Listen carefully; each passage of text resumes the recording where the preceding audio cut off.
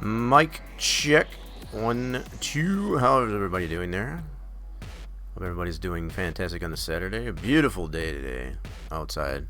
Spent a little bit of time outside doing some quote-unquote yard work of sorts. I guess is to kind of enjoy the day, get some sunshine. Been cooped up inside, I guess, for so darn long. I guess kind of get that going there. So sweet. Racer James coming in there. Welcome there to Racer James. Working today.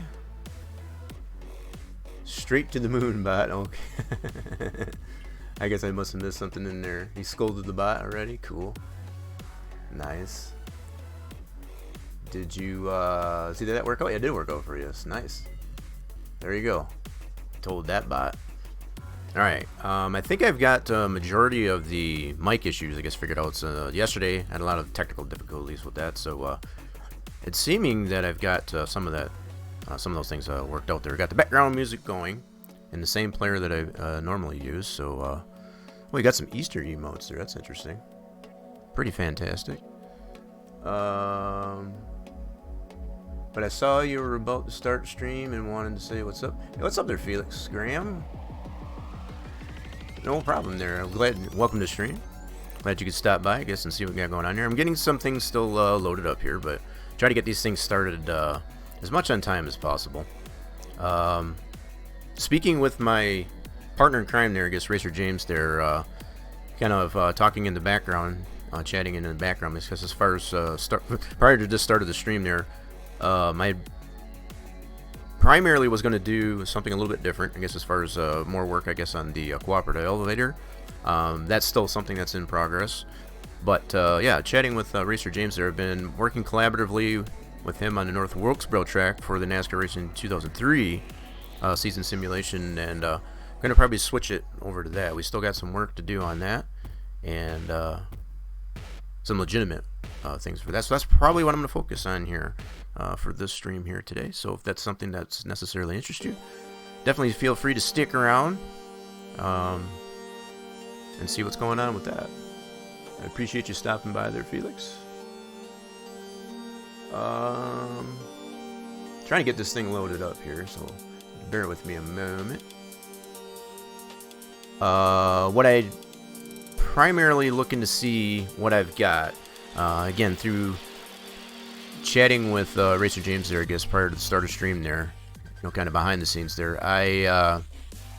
we have a lot of LiDAR information for North Wilkes, and the fact that it is a pretty robust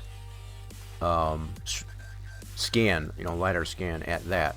So what I've done, I guess, on my end to kind of alleviate, I guess, loading the whole thing up at once, as far as, because like I said, it is a pretty dense scan.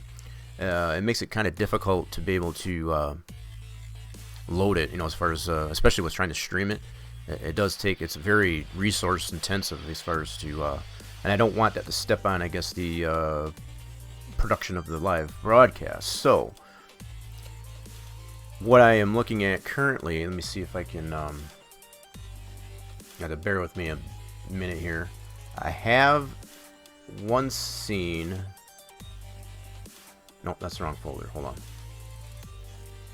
Just a moment, folks. I need to find this particular, this is going all the way back from when we first started the build. This is going back to, for somebody that may remember or may recall, all the way back to when we built these starter stand, using some of that LiDAR information.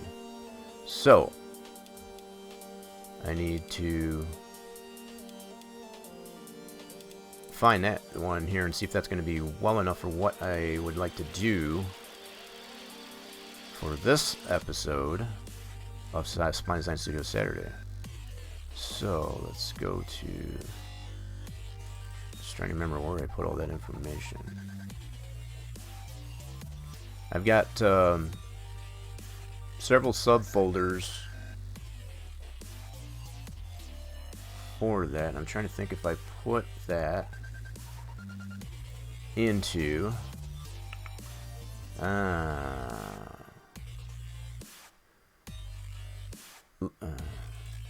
nope, that's not it. Okay. Yeah, you don't want to see all this mess that I got going on here. It's just a matter of reestablishing that that particular information that I did, going all the way back to the. I think I got it in my progress stuff here. Let's see here. So I've got the front stand. Okay, where is the? Oh, there's my works. Here we go. Okay, so I got the campers I've done. The light poles was one of the last things we did. The media towers. We got the pit stall lines. Starter stand. Okay, there's that one. 3DS.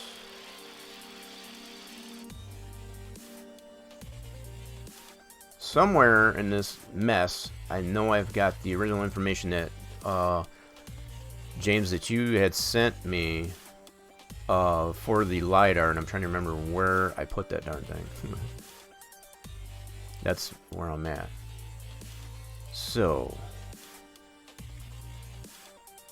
I know I've got some LiDAR information that I cut out to use it for the construct of the starter stand, but yeah, beyond that, I don't remember what I did with the entire LiDAR piece, because we want to use a different section of that LiDAR to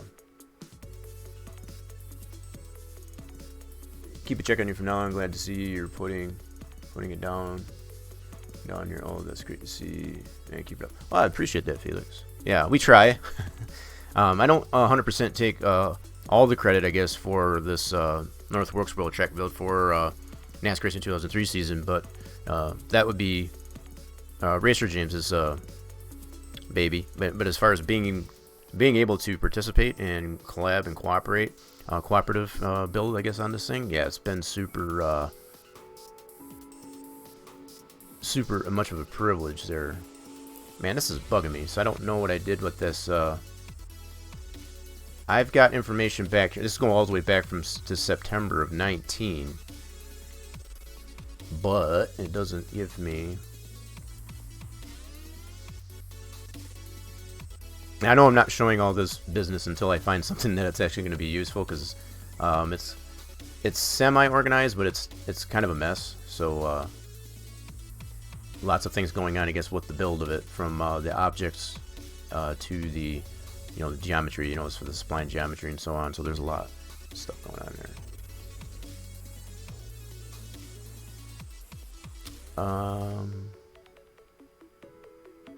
Alright, where's my starter stand? So this information that I do have for the starter stand, I'm going to try and load this up. I don't know if there's going to be anything in that, because primarily I chunked it out just to use for... I'm going to bring up Max here. The fact that I do... This is something else I guess that's fair to mention too.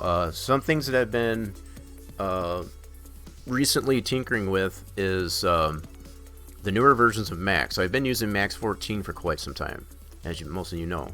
I have recently acquired, I guess, a version of Max 2018 by Autodesk that allows being able to model, I guess, much more newer games, such games as Wreckfest, for example.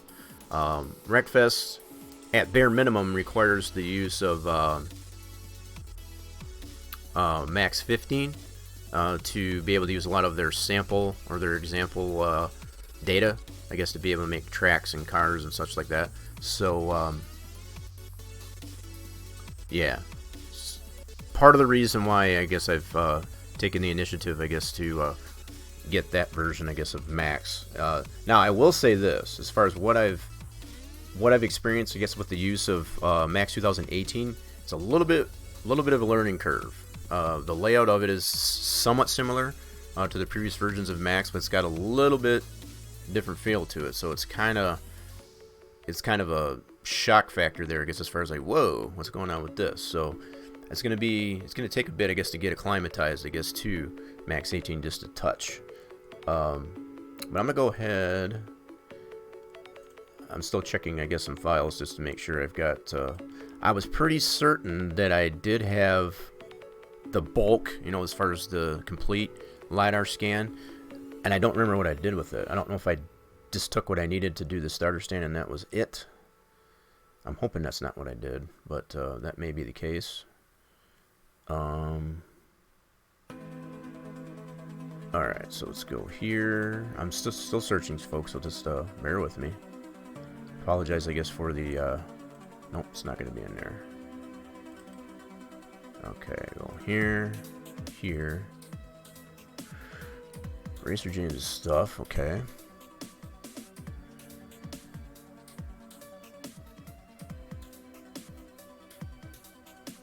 Oh, and get me the RCP. That might work too. I might have to... I'm not going to use, just so you know, I'm not going to use 17 or 18 to do my modeling for that, just because I'm... call it gun shy, I guess, right now. As far as the... I'm used to 14. I'd rather work with what I know, I guess, as far as the modeling. So if I'm doing any modeling, I guess, for particularly North Wilkesboro here, I'm not going to use 18 as far as that goes. So, and I know 14 doesn't allow bringing in that RCP files as far as the point cloud data. So just so you know, James, I'm just putting that out there. Yeah. So that RCP isn't really going to be useful to me because I'm not going to use max 18 in my case to use that information. Now, if I have the ability of being able to, later on, if you send that to me, if I have the ability of being able to, you know, put that in a form of another format so that I can open it up in 14, yeah, definitely. But as far as the RCP file and working in max 18, no, not at this point, at least anyway. And that's just so you know. I don't want to... It might not be a bad idea to have the RCP file for North Wilkes anyway, based on that scan that you've got. That would be probably useful. Okay, tracks in progress. So I have it broke down, just to kind of give you guys an idea here. I've got it broke down between what is actually tested in the sim, as far as that breakdown, all the files needed for that, and I have also the in progress, I guess, as far as just the models and such that go with that. So they're separated. So it's just a matter of putting that back together to see, okay, what goes with what. So far, what I'm finding is going back to the starter stand back, like I said, back in September. The only scene that I have is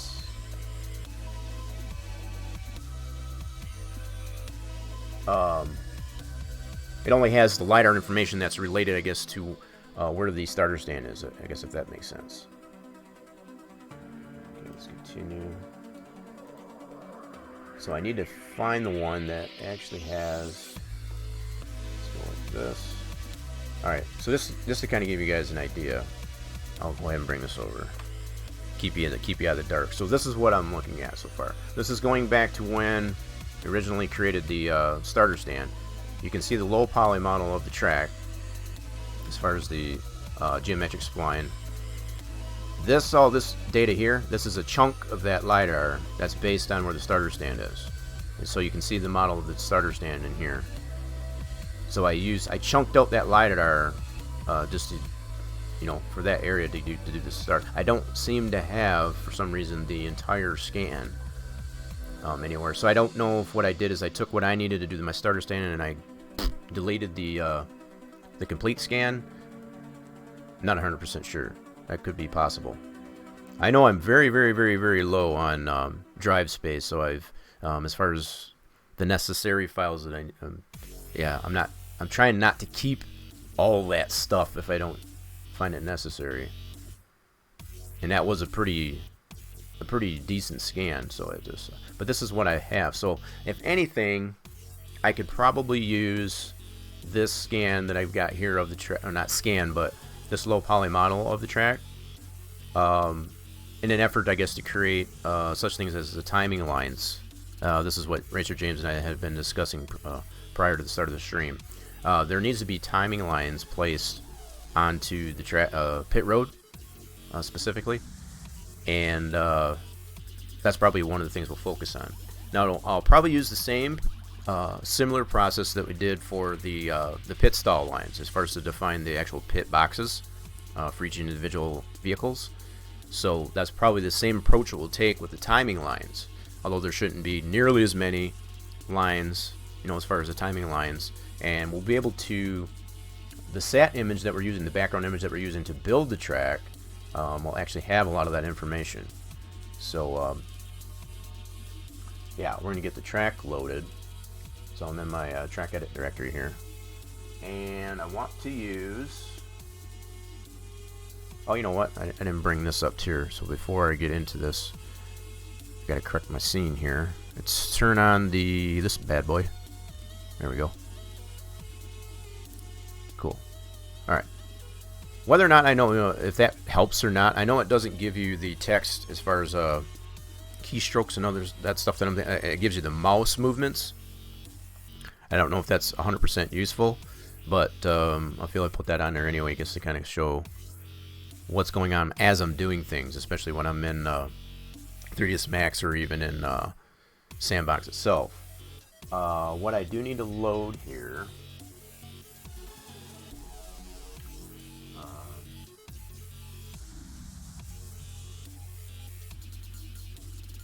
okay, I see what I got in here now. So the last thing that we did with the track, we applied the light poles. So I've got the version in here to turn it to night, and then I've got the day version, as far as so the light's either on or off. So that's what I've got in here. So I'm going to load this one that's day, basically. This other one that I have here, I'm assuming this is the night. Switch it over to night to be able to see the lights working, I guess, in that function. So the fact that we can switch those out depending upon what version of the light pole object that we have in the track. So if we have the light emitting one, the physical light emitting one that casts light, we use that PTF, I guess, to load that track up. It'll be two separate tracks in that sense too. And that was one of the last things that we were able to showcase and present last time we worked on this track. So right now, let me bring up the camera here. We got it in the day track, and the object that we have in here is the night version. Okay, so you can load that same object, as far as the light emitting ones, the ones that, and the reason I can tell this, it's got the haze and the glow and stuff that's already applied to it. So I know this is the light emitting object, the one that actually casts light, but we have it in the day version here. You can apply it that way, that'll still load the track, because it's still essentially the same object. It just has different properties to it, right? So it's just a simple swap. So that'll be okay. So now that we got the track open in this form, what I can do here is just focus this on here for a second. Go into this window, and I want to turn this off, and we got the satellite image underneath this here. Now, this is what I wanted to look at here to see how well. I need to zoom in here. Let's recenter this a little bit so you can see the timing lines that are on pit road here. This is what we want to focus on. These timing lines is what we want to, what we last discussed. So these little timing lines, and what these are, it helps the spotters and race control determine how fast a car is going on pit road, because there is no speedometers on the cars primarily. So they use these timing lines as a way to score whether or not, from one timing line to the next, whether or not a car is speeding. So that's the use of those timing lines. So you got all these timing lines here, and there's definitely not nearly as many as there are for the ones that we already done, I guess, to outline the pit boxes. But it is definitely something that needs to be applied to pit road. So this is pit entrance on this end, if you can picture that, and all these different timing lines, like this one here, that one here, and so on. So what we can do, we can initially apply TSDs, track surface decals, to this and see how that looks. This is upon the discussions with Racer James. Put the TSD lines in there, see how those looks, test it in the sim to see if that's sufficient, and if it's not, we can necessarily apply it as an object, just much the same way as we did the pit stall lines, to outline the pit stall lines. Because with TSDs, track surface decals, a lot of times what will happen with the NR 2003 simulation is TSDs tend to want to float based on the geometry. And by that I mean they'll be semi-lifted off the actual surface to which they're being applied. And that's kind of somewhat the problem, I guess, with using TSDs in some cases. Especially if you've got a bump or a crown in a particular segment of a track, it'll give that appearance that it's floating. So the answer to fix that is to potentially apply it as an object as opposed to a track surface decal or a TSD. So this is probably what we'll do, at least for starters here, is just to apply the TSDs, and this is why I wanted to use a model like this to potentially be able to, once we apply the TSDs, if we find it's necessary to make those timing lines on pit road as a object, we can use that TSD model. We can open that up in 3D SimEd, segregate the timing lines out in TSD form, import that into Max, and apply this to this track model here, and then be able to make a model based off those TSD lines. I know that sounds like a lot, but it's there's a little bit of a process to it there, but that's how you would, putting it in a nutshell and summarizing that, that's how that would work. So what we'll apply here first is just to do a TSD line, and we'll start off here on pit entrance here, just to kind of make it see, and we'll go all the way around the pit exit into turn 1. Okay. Alrighty then, so let's zoom in on this. I'm going to probably have to switch back and forth between track surface decal, which is going to bring all those these textures back, so I'm going to have to keep flipping back and forth. That's probably the only downside to doing it this way. So I'll have to apply the line, and I can use the linear guide. I guess the point that I'm trying to leading up to here, I can use the linear guide to mark that line based on the SAT image, and then I'll be able to use that linear guide to apply the TSD. Okay, so I need to establish the linear guide, go into here. Okay, and let's zoom out of this, like so. And I know that doesn't show you, but that's really the only primary keys that you use in Sandbox are the Z, X, and C. So C to recenter the mouse pointer, and your Z and X, Z for zoom and X to... So I know I've kind of explained that before, that's kind of a little bit of a summary, but I know that doesn't show in that little overlay that I got there, but just to kind of reiterate. Alright, so in order to get the linear guide, you have to be in geometry mode. Okay, so I'll go to geometry mode, linear guide is on, I just have to stretch this out. And I need to be in this mode anyway to be able to place the linear guide where I want that to establish that timing line. So, there's a timing line out here on the track too, let's see. We're going to focus primarily on pit road for now. There's other timing lines that are actually on the track, as you can see here. But for now, we're just going to focus the ones that are on pit road. I feel that background is a little loud. I'm going to turn that down just a bit. There we go. Yeah, it seems to me that they're a tad bit loud. So let's turn that down just a little bit. Okay. I'm just super happy, I guess, I've been able to get the background music playing again. Be it that I had so many difficulties, I guess, yesterday. Trying to figure that out. Alright, so basically what you do with the linear guide. And I'm going to zoom in. I keep wanting to use the mouse wheel to zoom in. Yeah. Many other programs that I tend to use allow that ability, but this obviously does not. So, alright, so we're going to place this like so. Okay, and this will give me the rough idea. So now when I go back to TSD view, track surface decal, that line's still there, so I'll know where that TSD line needs to go.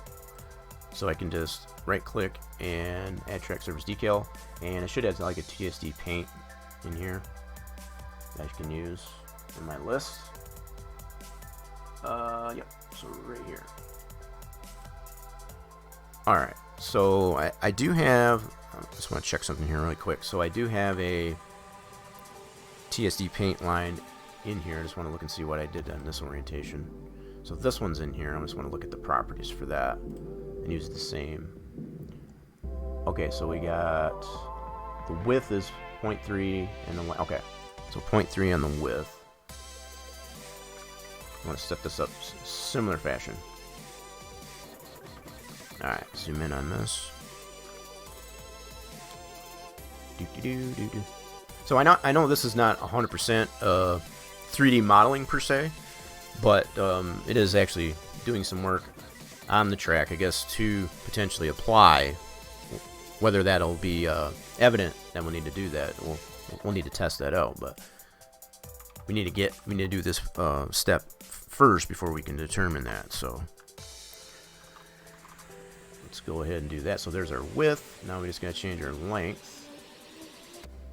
Now I can get that information based off of this linear guide. So if I go back to geometry view for really quick, I can get the length of this thing.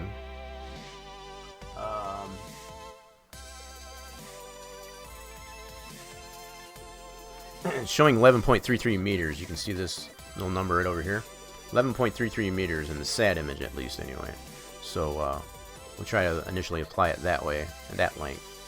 So we'll go back to TSD view, track surface decal, and we'll apply that same value. I can see it's kind of short here based on that. So there is some, for lack of a better way to put it, there's some flex, I guess, in the way you put down the geometric splines. And it's probably because, let's try this here. I was going to say it might necessarily be because of me being zoomed in so far. But yeah, the fact that I had this linear guide lined up in the SAT image, I guess as far as right there. Let me switch back to geometry view here really quick. You can see this is not 100% curved, so it's a lot more straight based on the way these track segments are. That's not a huge problem. We'll just have to comply the line, I guess, to what we actually have, the physical line that we can see. So we'll have to go by this line. But you kind of see this doesn't have that bow, I guess, in this line, as far as this being a F section, as far as a geometric spline, if you will. So these are some of the things we have to deal with, I guess, as far as alright, so what I will do is I'll apply this as 11.3 meters, like so, and then we'll rotate this to line up with that linear guide. This should get us pretty close, actually. That's 11.3. It was 11.33 that was showing. And we'll have to test this in the sim, like I said, to determine how much buffer we need to put on it. We don't want it overlapping like this, say for example when we go in the sim. You know, so like if we put it in this position and we check it, test it in the sim, and it's overlapping like that, we'll obviously need to adjust it. And that's the other problem, I guess, with applying TSDs as opposed to an object. Okay, so we're just going to line this up like this. That's pretty doggone close. I may have to make it just a tad longer. You can see it's not quite getting into the wall here. We don't want it short. Alright, so let's apply a little bit more length to this. So it got us in the ballpark, at least, anyway. Let's do 11.33 as it was showing there. That should get us a little bit longer. Still not quite long enough, so I'll put it at 11.4 just to see. Give it some buffer. Okay. Yeah. That should kind of work. Now I'm looking at it from a top-down view. Now what I'll do is I'll go here and look at it in the camera view here. I can pan over to that. You see the bounding box for that. And we can get an idea of what we're looking like. See, you can already see we're overlapping. That may or may not be fine. You know, I could probably line this up so that it's butted up to the edge of this painted line here.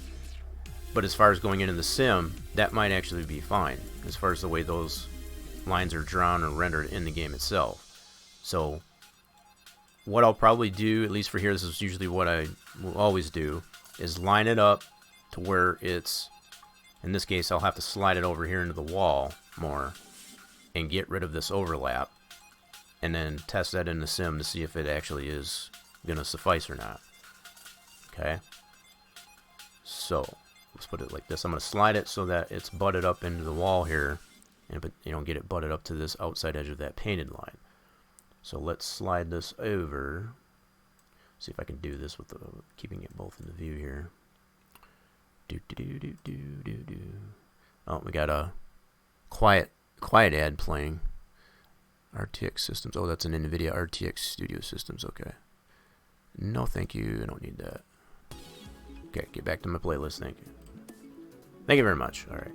Let's slide this over. Now you can see the difference now between what we see in the camera view and what we see in this top-down view in the sandbox main overview. We see it this way in the camera view, and this will be the same thing that we might witness in the sim itself if we test this. Is this offset, I guess, as far as that goes. So let me move it this way.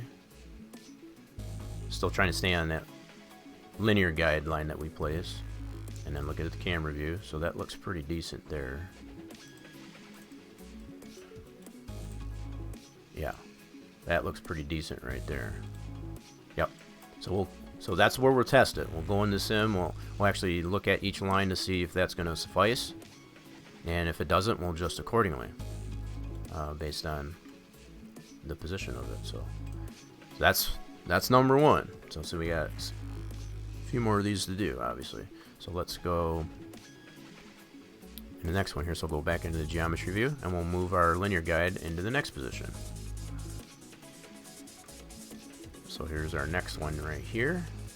We'll just line it up over that. Alright, so let's line this up like so.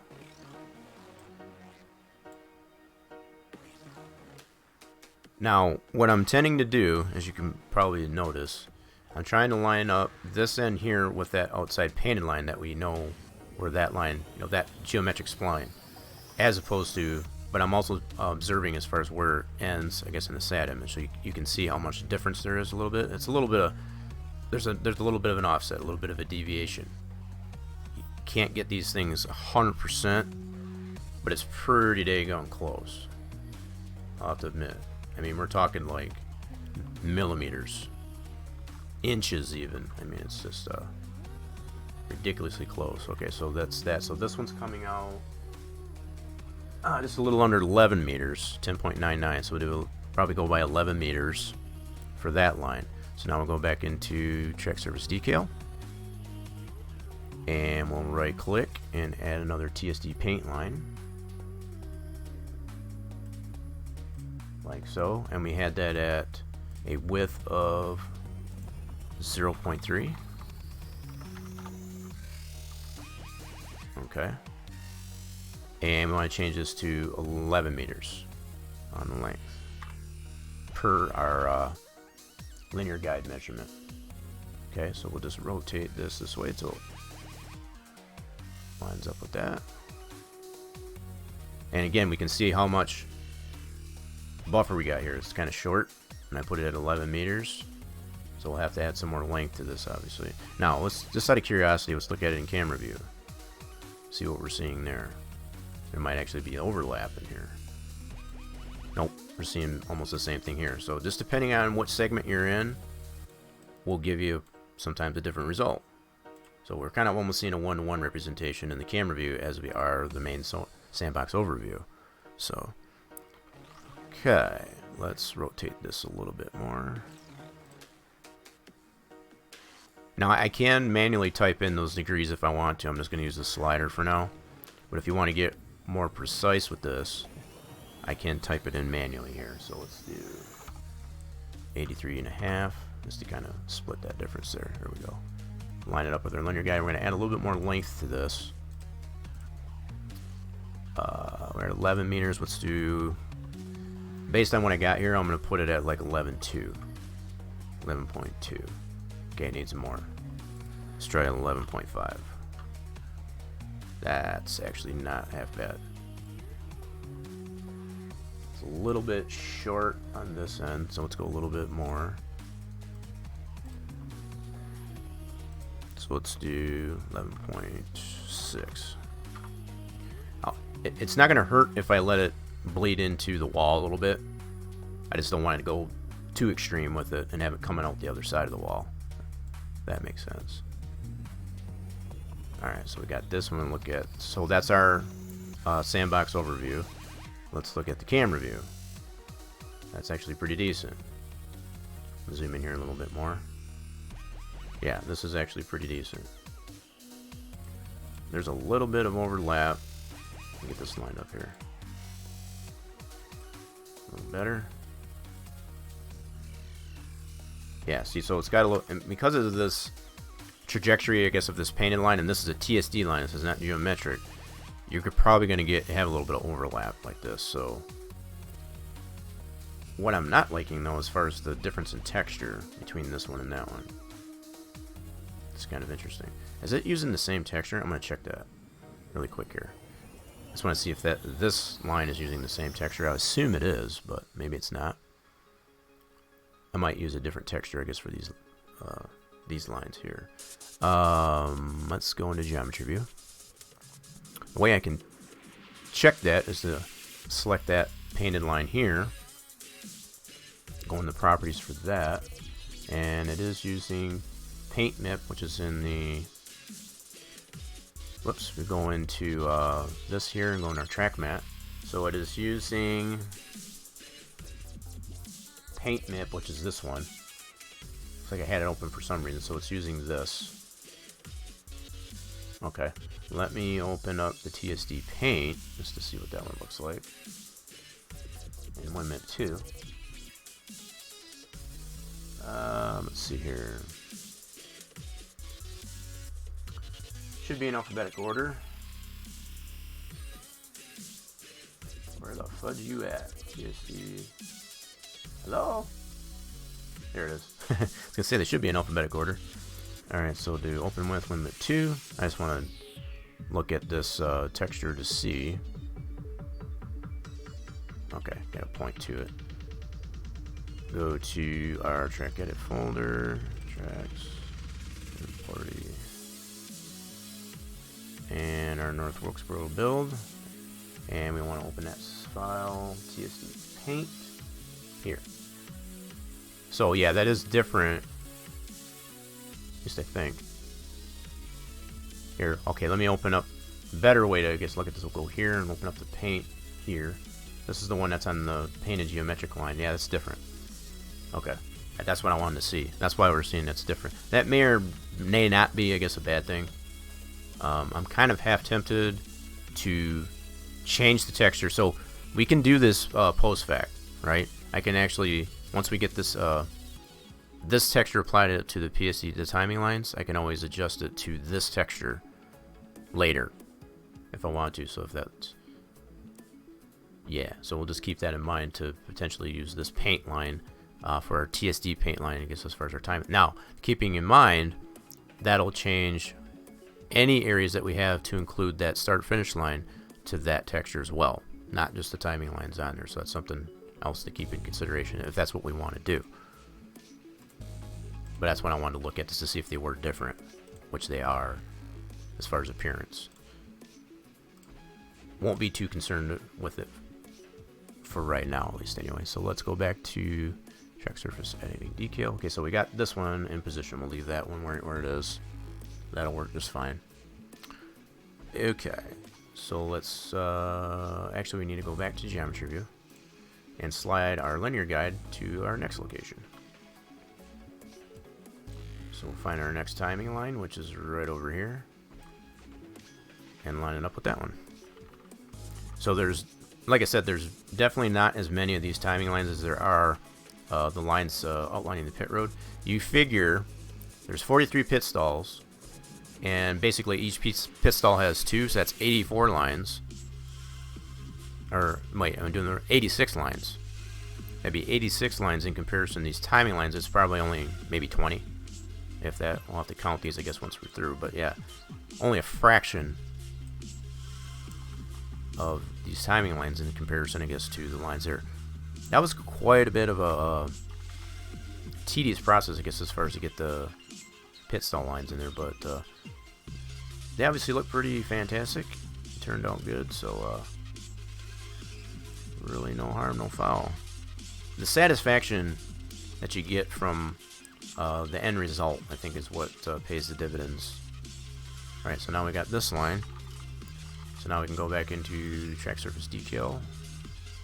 Holy mackerel, what the fudge is going on there? Look at the difference there. Let's go back to geometry view. Holy mackerel, that's a huge... Wow. That's a big difference there. Yeah, so this is our SAT image. This would basically be our outside pit wall. You can see where our actual wall is here. Now, this is the issue that we deal with as far as, yeah, call it the flex or the breathing, I guess, of the track. In order to... This is what I see all the time, though. And it's kind of a no-no, to be honest. What the common remedy, I guess, for this would be to split this segment to be able to bring, you know, this portion of the wall inward. Not always a good idea to do that.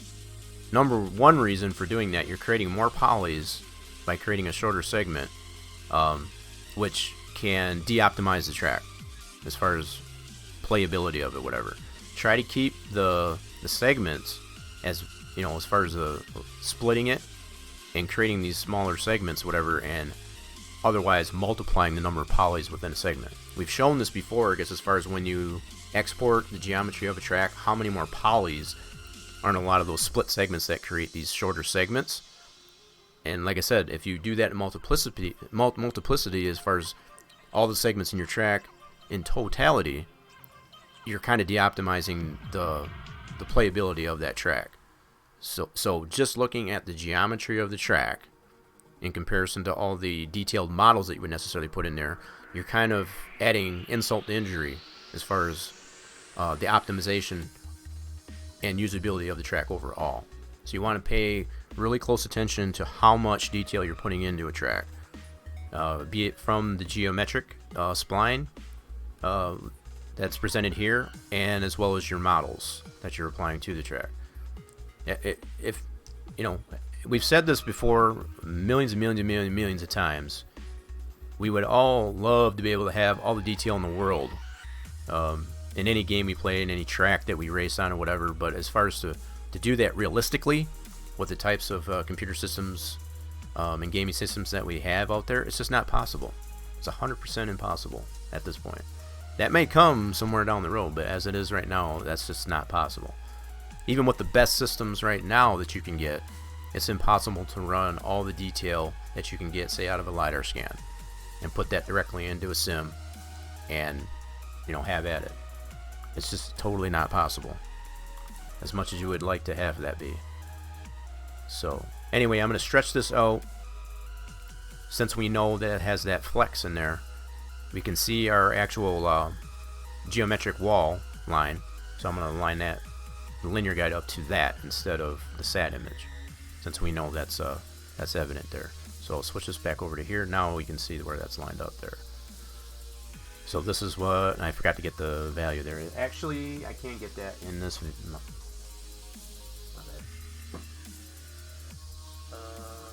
Yeah, so we're 11.87 meters. Holy crap. 11.87 meters is that measurement there. So you can't get that information in anything other than, as far as being able to manipulate the linear guide itself, you need to be in geometry view. But to get the value of that linear guide, it's still right here. So just to kind of clarify that a little bit. Okay, so I need to apply another line here. Track surface. So TSD paint is what we've been using. So choose that, and then we'll set up our dimensions for it. So 0.3 is our events, and then that we had it at 11.87.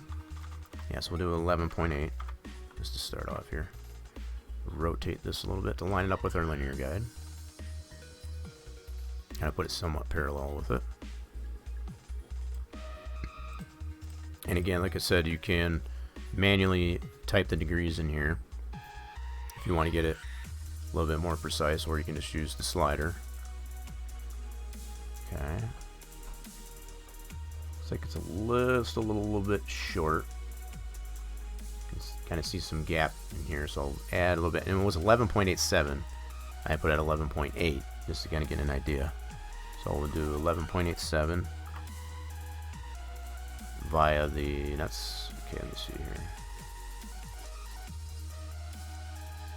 Okay, let me zoom in a little bit. I'm seeing some... Yeah, might not be able to get this lined up 100%. But I'll try.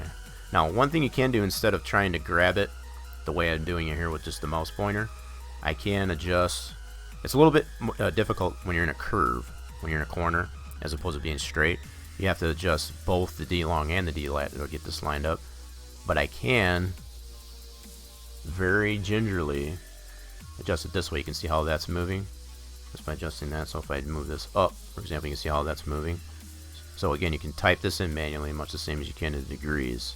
So you can get pretty precise with this process here if you need to. So let's do 7. Yeah, still seeing some black there, and I don't like that. I might have to adjust the rotation here a little bit. Let's manually put this in here. We'll do 5. Okay, so you can see that just by how that's adjusting there. I'm going to zoom in just a little bit more. Yeah, there's a little bit of a gap there yet. That's not entirely too terrible. We'll try that. It's got a black edge, I guess you could say, on the painted that we're trying to butt up to, so that's partially what's causing that. But I want to make sure on this end that it's not too short on this end either. It's a little bit too short, so you can see how that had a little bit there. So I'll make it a little bit longer. A little bit more longer. It's good to have a little bit more than not enough. So let's put this at 9.0 just to make sure it's butted up under there. But I'll also have to check this end. Whoops. Putting that in there. We need to check our other end here to make sure it's not overlapping too much. Yeah, that's actually a lot better that way. See, that's kind of removing some of that fuzz on the edge of this painted line here. Cool. Alright, so that one's in position. Okay, let's go back to geometry view and move our linear guide into the next position. So here's our next one right here. Now again, I want to keep in mind as far as I'll line it up with this geometric line here, this blue line, which is our outside wall geometrically in our track, and our painted line here. The SAT image, you can see that difference there. Again, you're in that same predicament as far as to move this inwards like that. This is probably the extreme. You know, because we're trying to the way this is designed here, we're trying to get that curve as much as possible without making it the segment too small. This is probably as small as you'd want to go. This here is really questionable, I'll just put it that way too. You want to be really careful, but in order to get that trajectory as close as possible, this is what has been needed to be done. Haven't really shown. Yeah. But you see tracks that are built that have really super small slivers in there, not a good idea. It creates unnecessary bumps in the track, as well as just an overabundance of excessive polys. And overall geometric design of this track. So, alright, so we're going to line this up here once again with our geometric spline that we can see for the wall there, as well as the geometric painted line here. Okay, and then we can go back into track surface decal, and that's where our line needs to go. And just out of curiosity here, let me look at this. So yeah, we can see that line here for that pit stall line is right there. Cool. And we can see that little bit of clipping in here. We've already tested it in the sim to come to the conclusion that this is fine. It actually, the whole line does show. That's already been dealt with, so just in case anybody was questioning that, why is that clip in here, that's already been tested to be good to go. This is why you have to go, don't 100% go by what you see in Sandbox here. You have to test it in the sim to see if it needs to be adjusted. That's just the nature of the Enter 2003 simulation. Alright, so right click, we're going to add another TSD paint line. So, and we'll keep that same dimension for the thickness, the width of it at 0.3. And the length of our line It's just under 12, so we'll set it up at 12 meters length. So set this up for 12 meters. And we might have to rotate this a little bit. Yep. So let's put some rotation in it. We're getting onto the straight, so it'll make it a little bit easier once we get onto the straight. We get out of the curve. Just get it parallel. Yeah, still a lot of parallel, a little too much parallel, I guess. So we want to get this to be perpendicular to this painted line. So let's focus on that. I'll go ahead and manually type this in. So we'll do 6. Am I going the wrong way? I mean, I gotta go the other way. 4. Yep. 7. There we go. So let's try 7.5. Oh, I'll have to go 8. Let's do 8. So what I'm trying to do is get it perpendicular with this painted line, but still stay in the constraint of where I've got that linear guide. Yep, so I need to go a little bit more on the rotation. Let's try 9 degrees. That might be our winner. That's pretty decent, actually. But what I'm interested here, see how much of a difference we have on this end. Okay. I'm more concerned with how it lines up with this one in comparison to how it lines up here. As long as it's not short on that end, that's good. I want this to be perpendicular with this line, but just have it clip through this wall, if anything. I want to see if this is too long. Let me try and slide this over this way. I want to see how much length I got into this thing.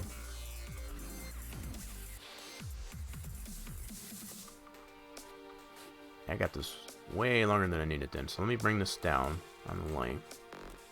I should be able to see that poking out here. So let's try this at 11.9. Yeah, just like that. So I had a little bit too much length in that. Okay, so let's line this back up here. Like so. I'll zoom in on that a little bit more.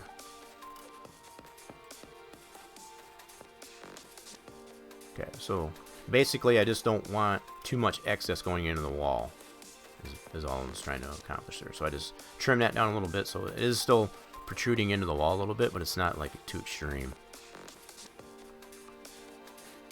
Okay, so yeah, like I said, I'd rather line this up here, be perpendicular with this line, and not worry so much like that. We're in the general vicinity of where that needs to be.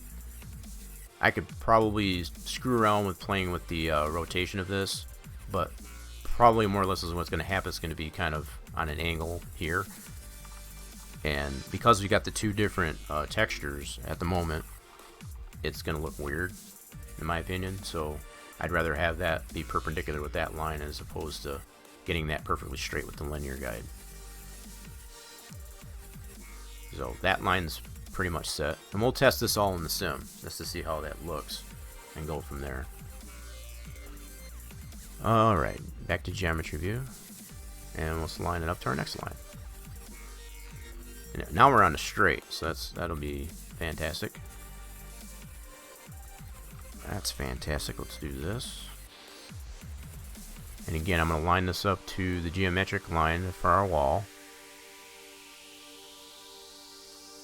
Okay, and our geometric line for our outside painted line.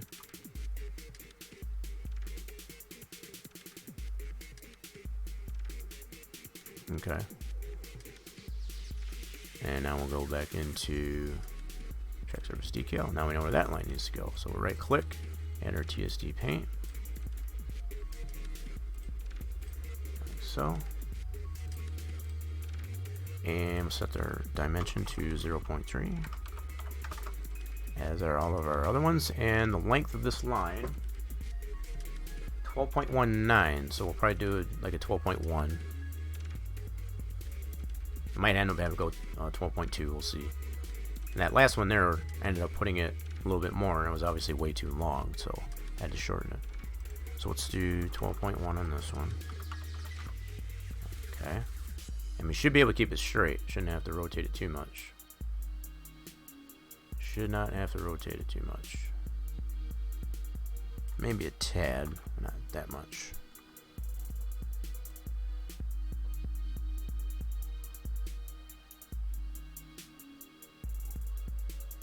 I might put just a little bit of rotation in here, maybe about a degree or so. It's not 100% straight, so let's go 1 degree. Yeah, something like that. That works.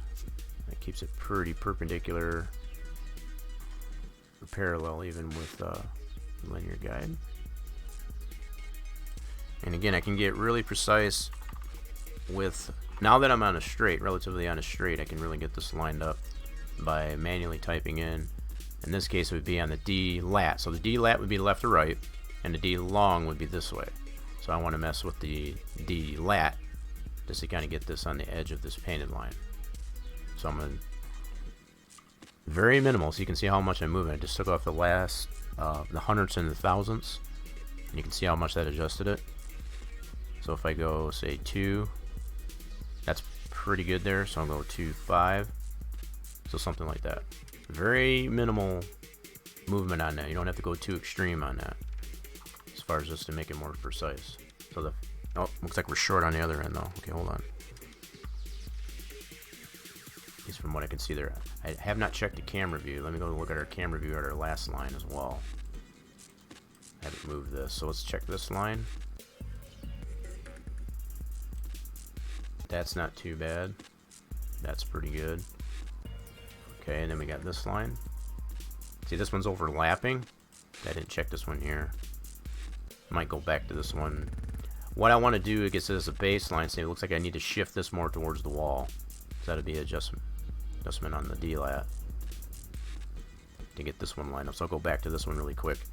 That's the baseline I tend to do, is line it up to where, in the camera view at least, that way, and then test in the sim, and then take note as to which, if that's gonna suffice or not.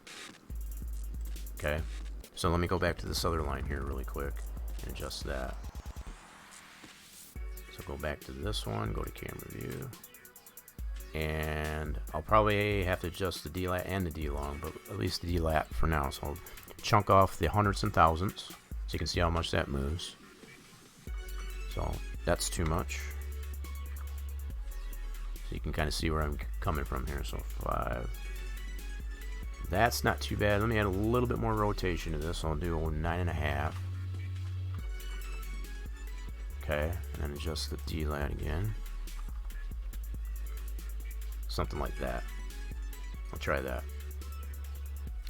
Okay, and that's in the camera view as opposed to the sandbox view overview. I'm using the sandbox overview, I guess, to line it up just like I did like on the first ones there. Okay, so let's check the camera view on this one. I'll highlight that. This is our last one we did. So line it up with this one. That is, whoa, that's not super terrible. Now how are we on this end? That's fine. As long as it's not sticking out on the other end, that's fine. Good deal. Another one, you can see another one clipping over in here.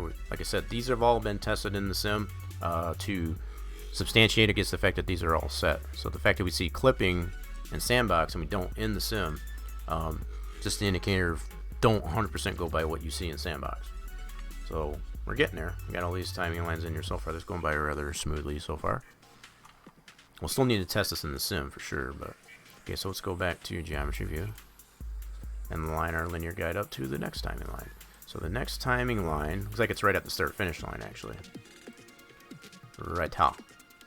So I don't even really need to line this one up because I got the starting line to go by on the track, but I'll go ahead and do it anyway just to keep with that flow. I can also probably use the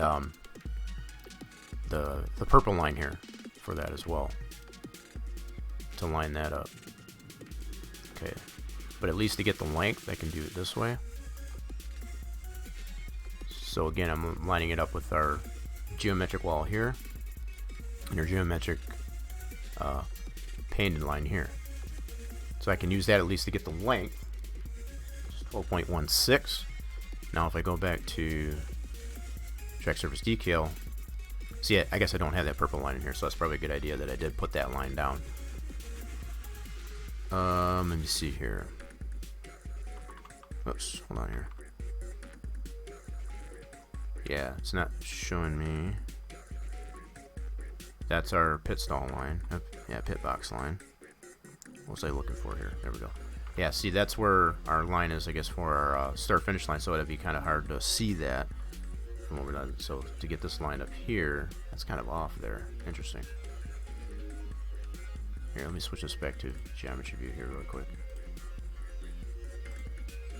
Okay, that painted line might need to adjust that start-finish line a little bit.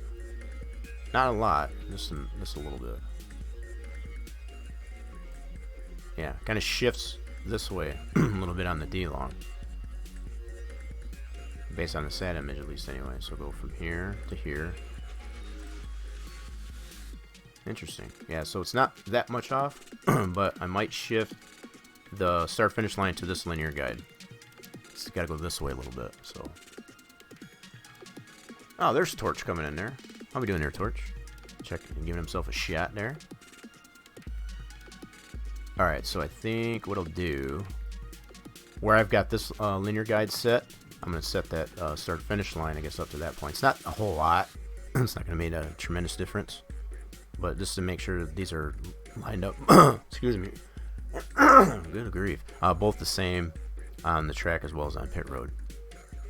And I don't even think that's actually extended out much the same way either, so I might do that too. So let's go to this. Yeah, see, so it's not coming all the way onto the apron either. We've only got it established on the track, so. Yeah, I was working on a friend's lawnmower. Nice. Yeah, that'd be the day for it. If you're having the same type of day that I'm having. Yeah, we're well into the 60s, low 60s. Beautiful sunny day out. Yeah, super nice out. Okay. James got lucky on the risk. Not so much on the slots. And 27 uses. Okay, cool. Bot seems to be good so far. You scolded it, so it. Yeah, I think that's about where we're at right now too. 62, 63. Yep. Yep. So, as we can see here, I might actually go ahead and apply the apron part here, I guess, for the start-finish line as well, while I'm at it. So if I go back here, you can kind of see that it doesn't extend here onto the apron. I've only got it on the track. So I might put that little piece in here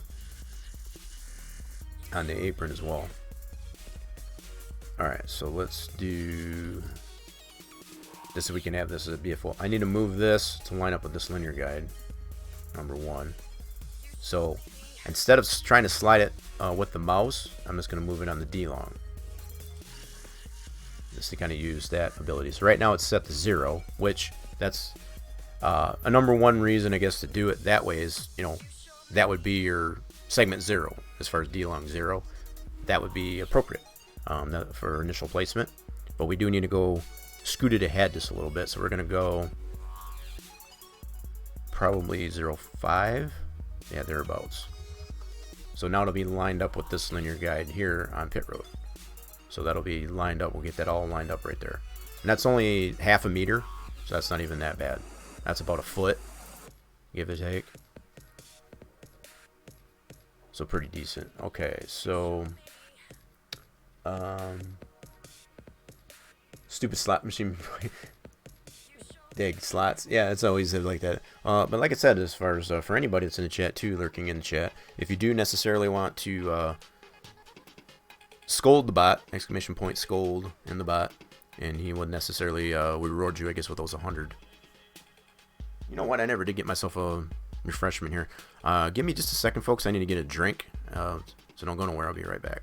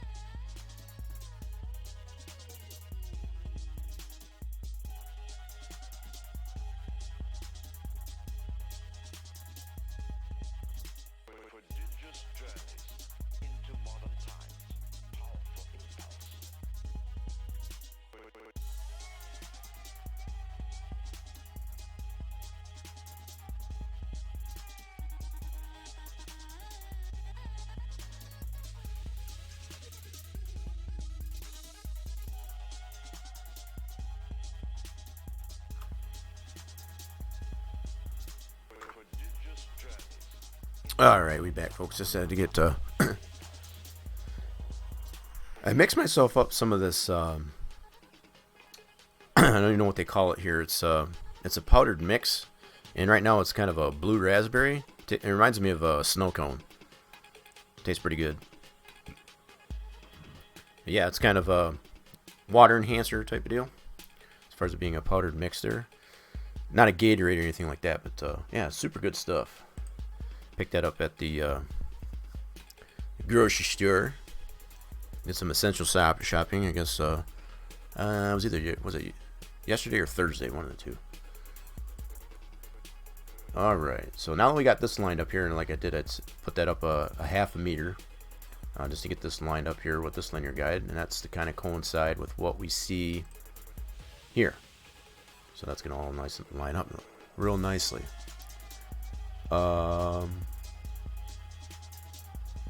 Okay, just passing pleasantries there. Gotta notice, I guess it's like that. I know James, from what we talked about, is, and you can elaborate on this if you care to want to, James. I believe, as we speak, James is working on a modern specific version of the Winston Cup, NASCAR Winston Cup Series hauler, the trailer. I think that's what you had mentioned there, James. Care to elaborate, I guess, on that, if to kind of justify, I guess, if that was true or not. But I think that was one of the things you were discussing, I guess, prior to start of the stream, as far as and won't necessarily be specific to this track, but any track that I guess it would fall in that era as well. How few Winston logos are on the internet? I am having to make literally everyone. Yeah, I'm hearing that too. There's plenty of people that I've noticed that are trying to do the Winston Cup era stuff. Yeah, it's the same thing as far as I haven't. It's not really like it's that hard to make. From what I get from other painters that I've come across that are painting for that era, like cars in specific.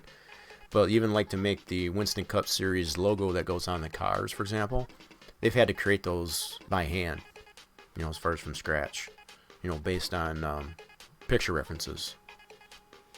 Pretty good ones, actually, too. So depending on if you're wanting it larger scale, as far as like on a billboard or just a small sticker, I guess, that are on the cars, the scar skins and the themes, yeah, it does make a difference. You have a fair amount of them. I can check and see what I have. Yeah, if you got anything like that, I'm sure what James could use this. I know James has made quite a few for this version, as far as the billboards and stuff that are on this track build already. So, but the fact that they do tend to be in different, how do you want to say it? In different, got a little bit different design factor, I guess, to it, depending on what it's being applied to. So, like the Winston building that's in this build, in comparison to the hauler, might necessarily be different. They're not there, so there's not necessarily the same.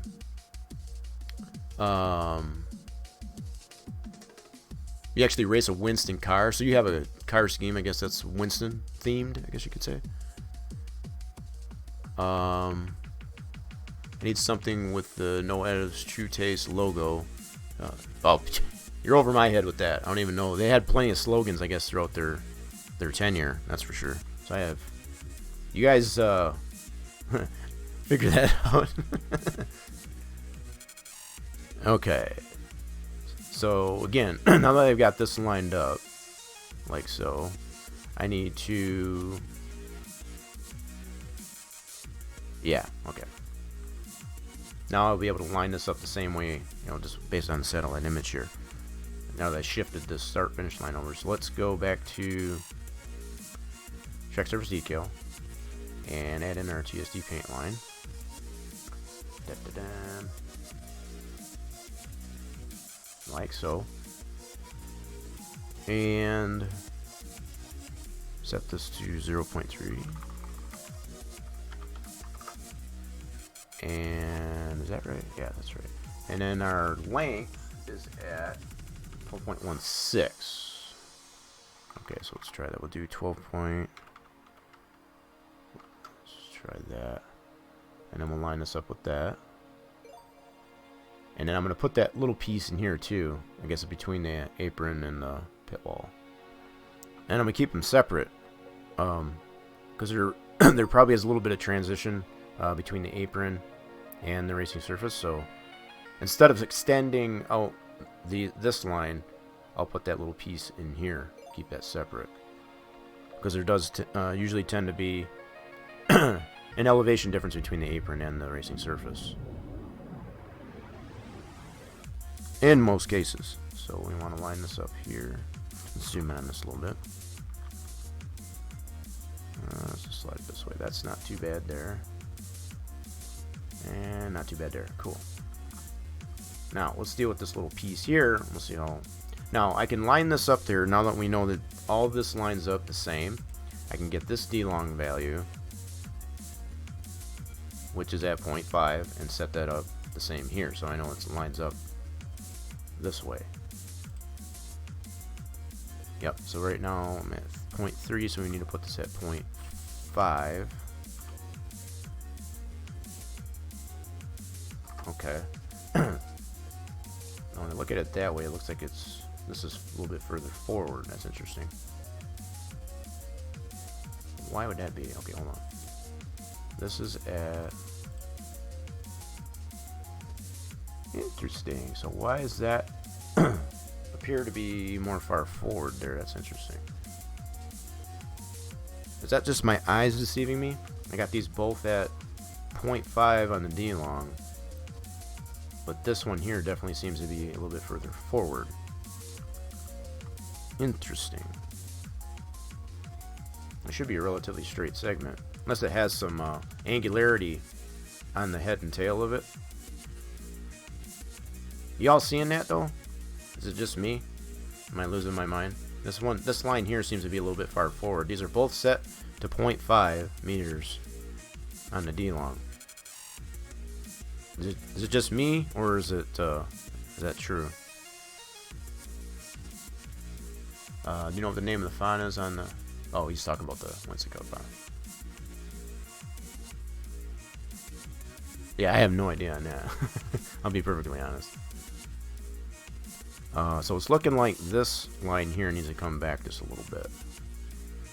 This is what I'm coming to. That's the conclusion I'm coming to. I'm just eyeballing this.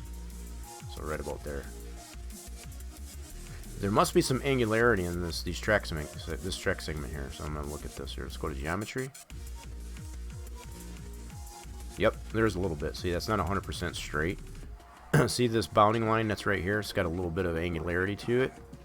So hence, probably the reason why I can't put the D-long of these two lines on the same thing, on the same value. So I'm having to shift this one a little bit further back to get it to line up the one on the track. You can see that bounding line here, how it kind of dissects here a little bit. It's got a little bit of angularity in the head of the segment. So that explains as to why I'm not able to put that TSD paint line, I guess, at the same value on the D-long. Oh, you guys are discussing fonts. Okay. I have no idea on that. I'll leave that, guys, up to you guys. Alright, so anyway, that lines up.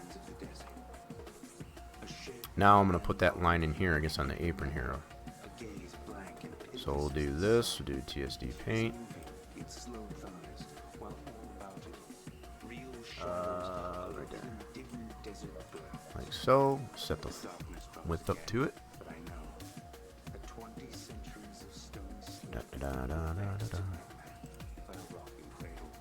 And set this up to 0.3. And might have to shrink this down a little bit on the length. 2.7, let's say. That might be too short. Yeah, that's too short. Yeah, it's a little bit longer. Not quite 3. 3 is a little too long. Let's try 2.8. That's too long. Let's try 7.5. 7.5. That's still too short. Alright, dadgummit. Let's see, 7.75. Gotta find somewhere in the middle. I'll have to look at this from the camera view too. I can definitely see it short there. Let's try 785. Still too short, okay. 7, 8's too long. It's gonna be somewhere in the middle there. You dirty rat. Okay, let's try 2.8 again. That 2.8 was 7.8 was 2.8. Oh, maybe it's not. Okay. Cool. Let's check this out in the camera view. See where we're at. So you can see our progress so far. So now we're right at the start finish line. Cool. Yeah, so we're a little short yet. See the gap there. It lines up pretty good though, actually. It's got that little bit of a gap there. So let's bring it over on the D-lat. So let's adjust the D-lat on that line. This line right here. Go to camera view. We'll adjust our D-lat. Oh, damn, that's close. Holy mackerel. Let's do 295. Oh, that's good right there. Got a little sliver there, so that's like, wow, that's super close there. Okay, that's good. And all the way on this end. Yep, that looks good there.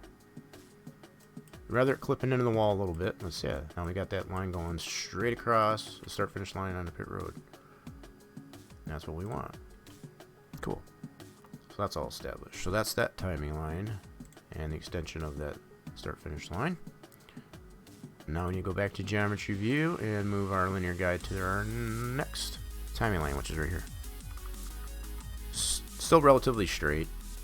Relatively straight. I haven't had to adjust it too much on the ends, other than the length of it.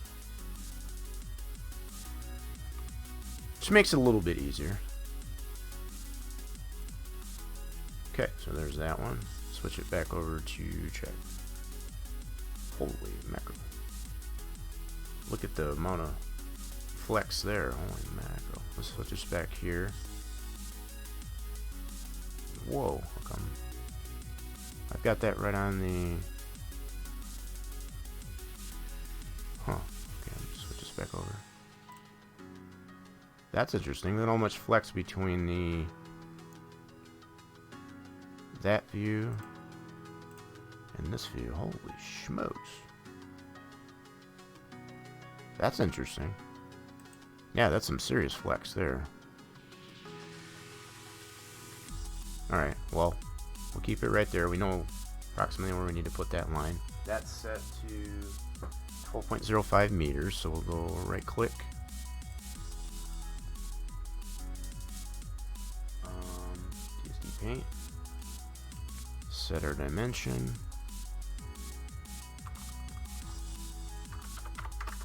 And our length is 12.05. Let's check that. Okay, and we'll just line it up with that linear guide. Yeah, we're definitely a little short.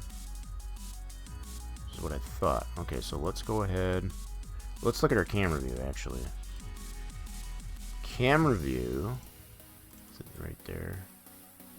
Yeah, see, we're actually lined up. So this is, again, the difference between camera view and sandbox overview. So this looks good here. Trying to keep it consistent as far as the line. Look at it in the camera view and get it lined up that way. So that's going to be our point of reference when we go to test it in the sim. So far we're good. Alright. Let's line this up here. So yeah, we definitely got some overlap here. But we don't here. So we want to go by what's in the camera view. That's what I wanted to check. So let's do this. What I want to do is go into the camera view here like this and adjust it this way. So we want to adjust the D-lat and get this perpendicular with this outside painted edge. Take that off. Okay, so do 5. That's too much. 4, 5, 6. You can see just very small increments. I'm trying to get that butted up perpendicular, I guess, with that outside painted edge. That's pretty decent right there. Now how are we on the walls, the wall edge? Let's make sure we're not too short, but not too long either. Cool. I can deal with that. So there's that line. We're getting there. Pretty good so far. The next fun part is going to be actually observing it in the sim itself. Seeing how those look. So let's go to geometry. Move our linear guide to this timing line. Now we're back onto a curve. Got a little bit of a curve, more of a curve here.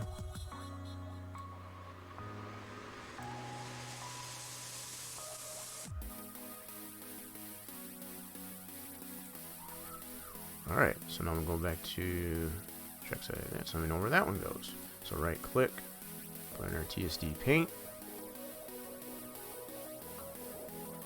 So, and adjust our dimension.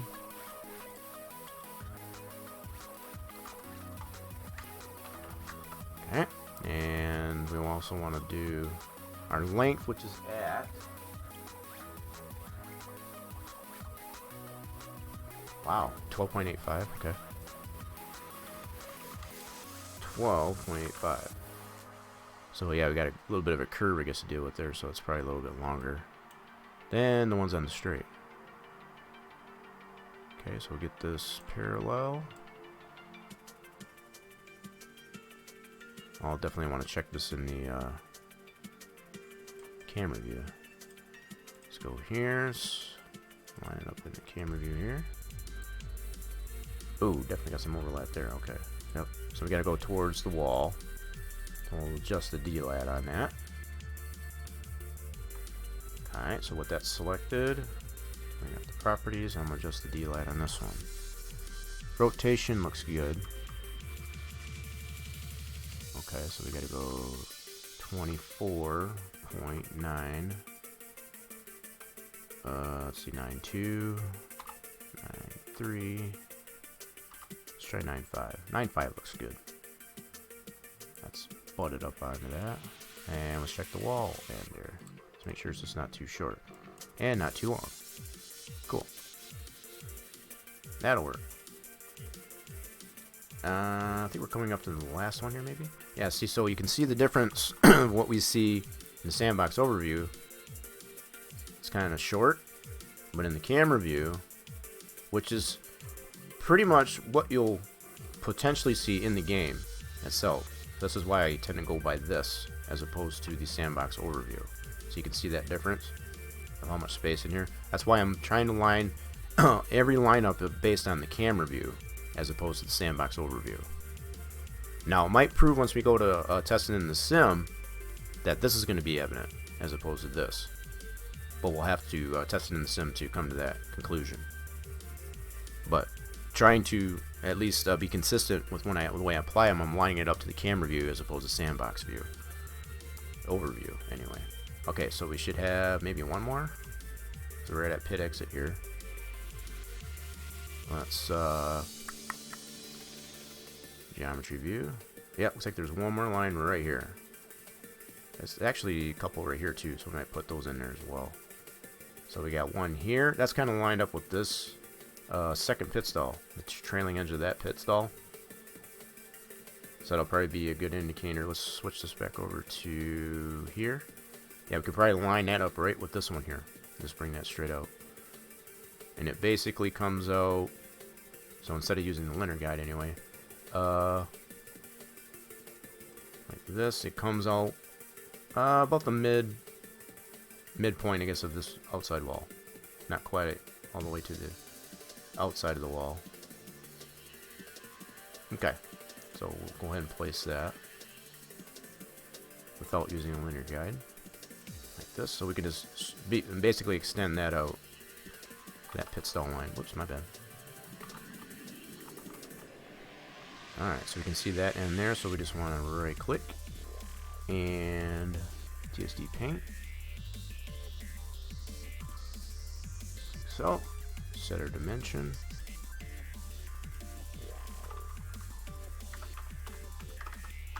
Okay, and let's get a rotation here. This one's actually a little bit Wait, did I put, oh, I put 0.5, my bad.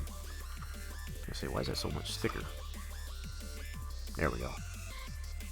So now I'll just line this up like so, and we'll get our length. We'll extend this out so that it comes to the midsection, midpoint of this wall. So let's extend this out to say 12. Pretty close. Let's do 12.5. Let's try 12.5. Yep, a little more. 13. Small increments is fine. Just to give you an idea of where it needs to be. That's pretty decent right there. So let's line it up. Get it perpendicular, I guess, with this line. The more I look at this, I can probably make this a little bit narrower, so it's kind of an extension of... I don't have to, but kind of leave it like that. But because this is an object, I can't go by the D long or D lat of this coordinate. I could probably lay it down a makeshift TSD if I wanted to line it up with this one and then get that information, but that's kind of overkill. I don't really need to do that. So there's that line. Now we've got a couple of lines out here, so let's go back to geometry view. So we've got a couple lines here. We got the extension of this first pit stall, and then another one slightly out here. I'm going to put a linear guide right on this one to put that one down.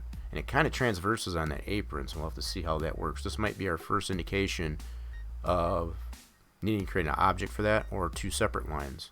One before this F section and one after, because there's probably some difference in elevation between there, for example. Okay, so I'm not saying there is, but there could potentially be. So let's move our linear guide over to this line, because this one's basically just going to be an extension of this pit stall, so I don't need that, the linear guide for that. Okay, so we'll zoom in on this. And we'll line it up with this line. Let's see. Well, 7.75 meters for that line, roughly. So let's go back into trackside decal. So now we know where that one is when we go to put that down. But I'm gonna. Oh, actually, there is no line right here. Interesting. Interesting. All right, so I might have to put two lines here. I'll put a line here to button that up, and then another line out here, and then a line here. Okay. Let's try this out. So if we go TSD paint. That. Okay, so we'll go dimension 0.3. Rotate that out. And we'll line this up to here. So it's kind of going to be underneath our pit flagger here. So I'll kind of get it lined up perpendicular here. I'll just get it lined up here. So I'll use just ahead of the pit flagger, so I don't have to move the pit flagger. So I'll get it perpendicular this way, and just line it up underneath him. I'll have to check the camera view too, but in fact, let's line our camera view up to that over here, just to see how we look there. Yeah, I'm definitely going to put a line here, kind of button that up on the end.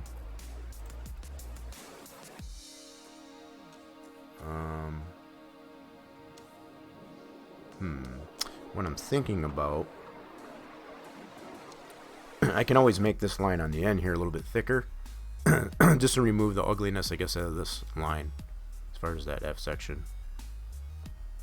Because if I put it just to follow this line here, it's not going to be straight. So I could probably make this line maybe a tad bit thicker, so it looks like it's one solid line coming all the way out.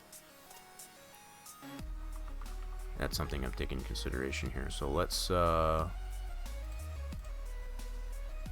rotate this like so. So I'm basically going to use the pit flagger here, I guess, as a guide. Line that up parallel. This line parallel up with his little lollipop here. Yeah, so we'll do it that way. Okay, so let's extend this out. Let's see, what did we do with that? We'll do 14 on this. Okay, let's zoom out a little bit, because we need it to come... Whoa, maybe I don't need it quite that long. Now if I go the whole length there, I guess that would be the way to do it. I guess I could try doing it that way. Yeah, that's not super terrible. Let's try it this way. Yeah, so those are kind of the same length there, so I can actually make it a little bit longer. I was thinking on actually doing 2 separate lines, but I might just try the one. We'll see how that looks. Yeah, let's try that. Let's do this. Go to properties. We'll make this a little bit longer. Let's try 15 meters. Okay. A little bit longer. Let's try about 15.2. Oh, maybe 15 and a half.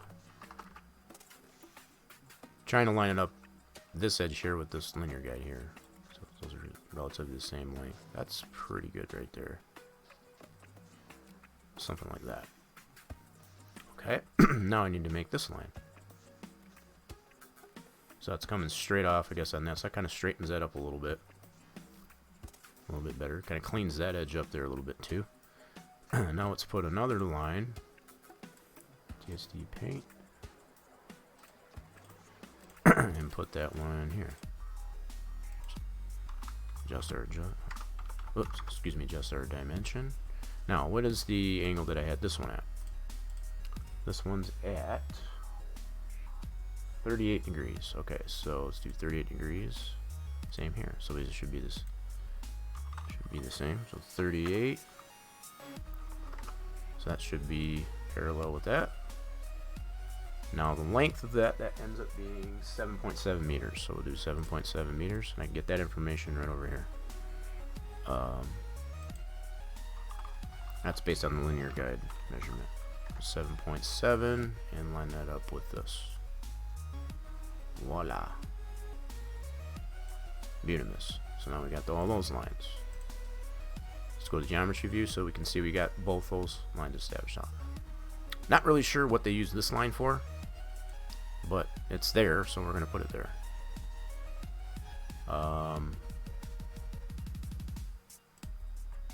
Yeah, so let me zoom this out here. Not really sure what they use this line here for. This one, I would assume they use that for,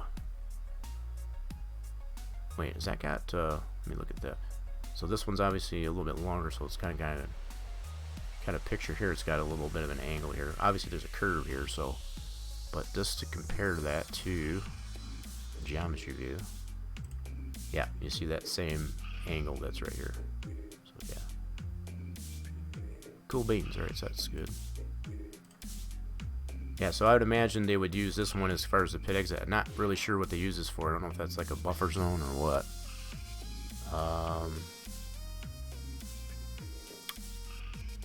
Okay, Racer James just giving himself a shot. Got a little bit there. Nothing on the slots. And a little bit on the... Okay, so 2 for 3. Not bad. Not too bad at all. 68,000 units of fluid. Over 253 hours in. Almost back to 70K. Yep. Didn't take much, did it? Alright, so I think we got all of our initial lines at least laid out here. I think we're good on that. We are good to go on that. So now we can necessarily save this up and observe how it looks in the sim itself. Yeah, so let's do that. Let's go back to geometry view. Get this saved up here, and I'll bring back the world as far as all of our textures like that. And we'll keep that linear guide right in that position. And let's save this bad boy up. So let's do save as.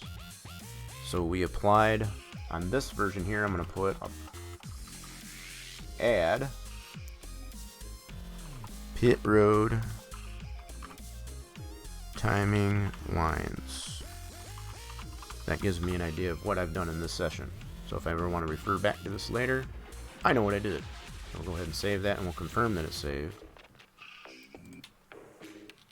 Okay, and that is right there. Yep, so that did save. So all we'll need to do, we haven't applied anything new to the track.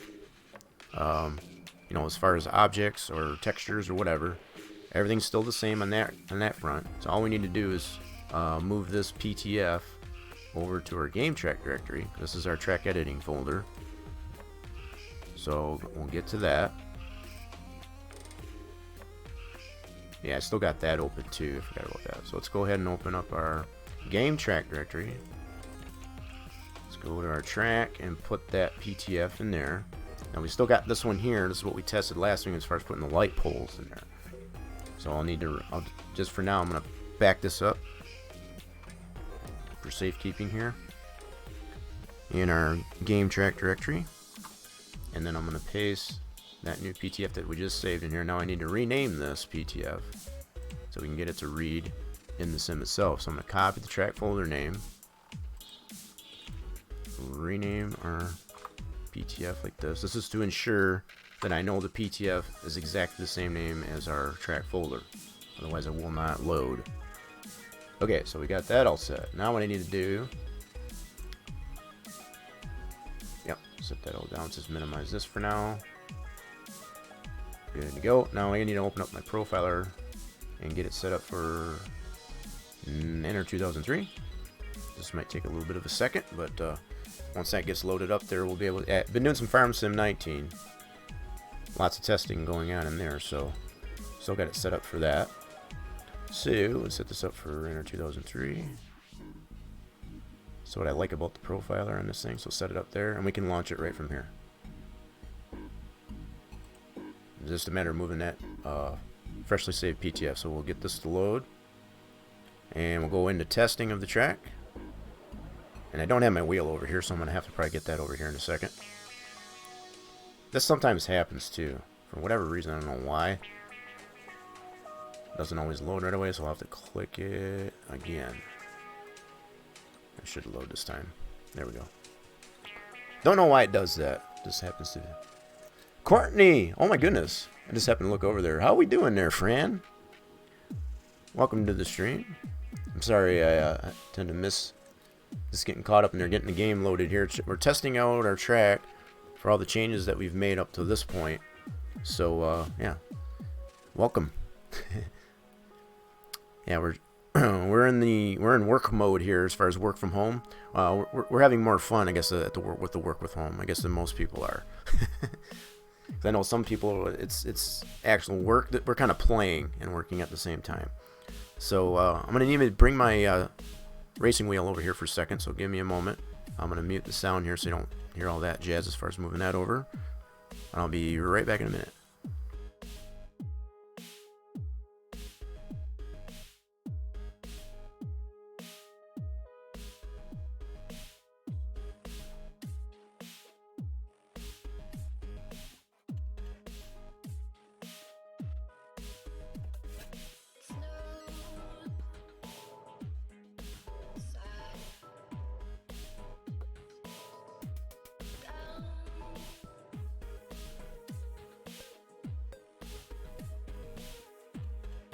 Okay, we got that set up over here now. And it made sense. It makes a lot of noise. It gets as far as moving that over. It's not that far over, but don't need to care to have all that noise coming across the mic there. So I'm just chilling tonight until a friend streams Twitch watch thing with the show. Nice, cool. I'm glad you stopped by over here. I guess to see what we got going on over here. Appreciate it. Yeah, this is what we like to do here. So all the work that we do on the track itself, in this case, we like to be able to test it and see how our work responds here. So the other thing I need to do, I'm gonna take this mouse overlay off and switch it over to our racing overlay here. There it goes. So yeah, that'll show my gas and brake and all that good stuff. I'm not really gonna do a race. But I put that on anyway just to Just in case I feel the urge, I guess, to want to do some laps. So we want to go with this in testing mode. And we're on our track, so this should load. There we go. So that's our day version of the track. So, yeah, just go into it. There we go. So, yeah, we can see our lines are... Got our line right there that we have on the edge of our pit stall. And then I got the one that we placed out there. I'm going to set this down... Oh my god, sun. Oh. Yeah, I'm going to probably go to this view here. Alright, so we can see our lines placed up here. I'm going to back it up here. So we can see how we're looking here. Man, holy sun glare. No, not this time around, guys. Take a break. Yeah, so there's our one line. So there's that one. Nope, not this time. Let's go all the way around. We'll go to the pit entrance. So that one we can see that's good. Let's move it up to this view. Let's try this view. So that line that I just passed there, that's the spotter cue, I guess, for the to let you know that you can enter the track, I guess you could say. So here's our timing line. There's our first one. Let's check this one out. Not too bad. The only thing that, and this, I already brought this to attention, is the type of texture that's on the timing line in comparison to the outside edge of the pit stall, right? And I'm seeing a lot of difference, I guess, in that shading. I guess that's on the fabricated shading anyway on our pit stall lines, as far as that orangish looking color. I might have to adjust that a little bit more too. Now that I look at this, so you can see all the different textures that we've got, excuse me, applied. Not only our timing lines that we put in, our outside edge of our pit stall is obviously different, and then you got our pit stall lines, I guess, between each pit stall. So we got some adjustments to make in the coloring of the textures, for sure. So far, this seems to be... Back this up here and check the wall side. I want to check all these. Okay, that seems good there. Other than the texture. So there's that one. That's one timing line. Let's make our way around here. Yeah, definitely need to make some adjustment to that that one color there. This one looks pretty good. If you see... Oh, as a project manager of a software? Yeah. So you like this kind of stuff? I know we have a blast actually doing it, to be honest. It's super fun to actually see the fruits of your labor. If that's a good way to put it. I'm geeking. Well, glad you're geeking out, because we kind of do the same thing, to be honest. You can ask Racer James and even Torch there. It's super gratifying, I guess, to be able to come in and be able to see the fruits of your labor, like I said. And yeah, this one's overlapping a little bit. You can see on this left edge here, as far as it's kind of overlapping a little bit. That's the third one in. I'm taking notes here, mental notes. That's the third one in. That needs to go more towards the outside wall. Third one in. Let's check this one. This is the fourth one in. See where we're at here. That one looks pretty good, actually. I'm gonna check the wall side too. I'm only checking this one side, but so far that third one needs to go more towards the wall. Check this side. That one looks good. And we'll check it on the outside wall to see if it's sticking out that way too. It shouldn't be, but you never know. So this is more on the straight. This one looks pretty good. I'm happy with that.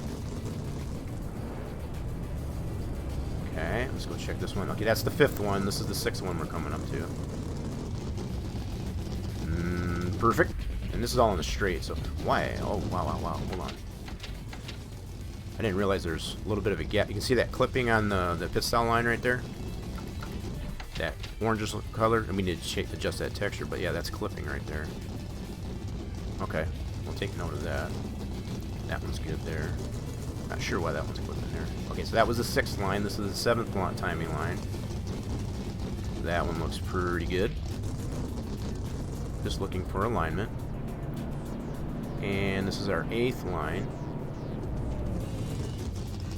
Whoops, back it up here a little bit. That looks pretty good. No overlap, and it's not too short.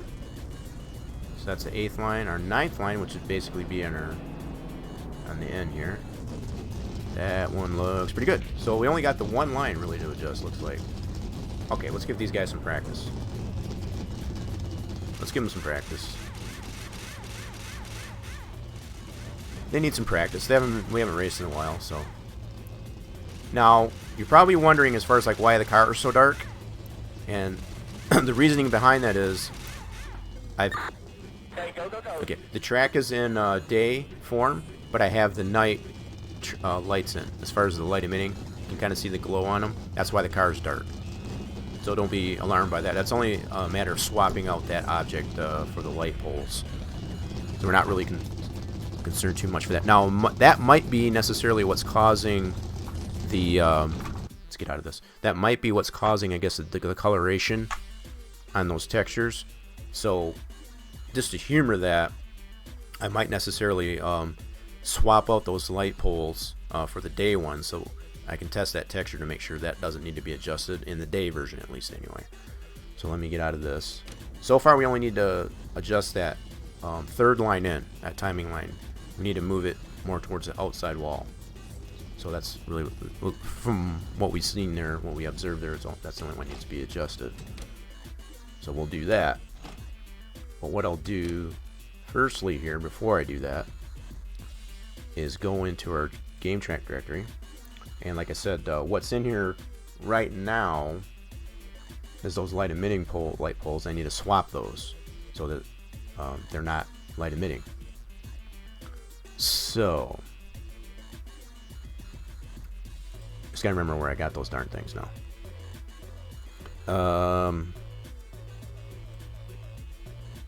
Okay, that's our track edit directory. They should be in here. I should have both versions, because the potential here is to create both a day version of the track and a night version of the track. That is the premise for that. So, light poles. Here we go. So, these in here are the night ones that have the haze and all that good stuff. These are the day version, so I need to swap that out. And we had the 2 different types of light poles, and we had one that needed a longer pole on it, so that's why we've got the 2. So we're going to swap these out. They're day ones. Now I already have the night ones in here. These are the night ones that we have in there currently, so to overwrite them in their game track directory will be fine. That's our edit folder. This is our game track directory, so we want to overwrite those. Now what I should have in here, now even though I've got the textures in here still for the night version, it shouldn't matter. The only thing that's really in addition to the light emitting ones is the haze and the glow. The main texture, the parent texture for the structure of the light pole is still the same. So I'm going to go back in here and test that and see if that texture is actually adjusted with putting that light emitting thing. It may or may not. Well, that's what I want to test to see. So let's go back in here really quick and try that out.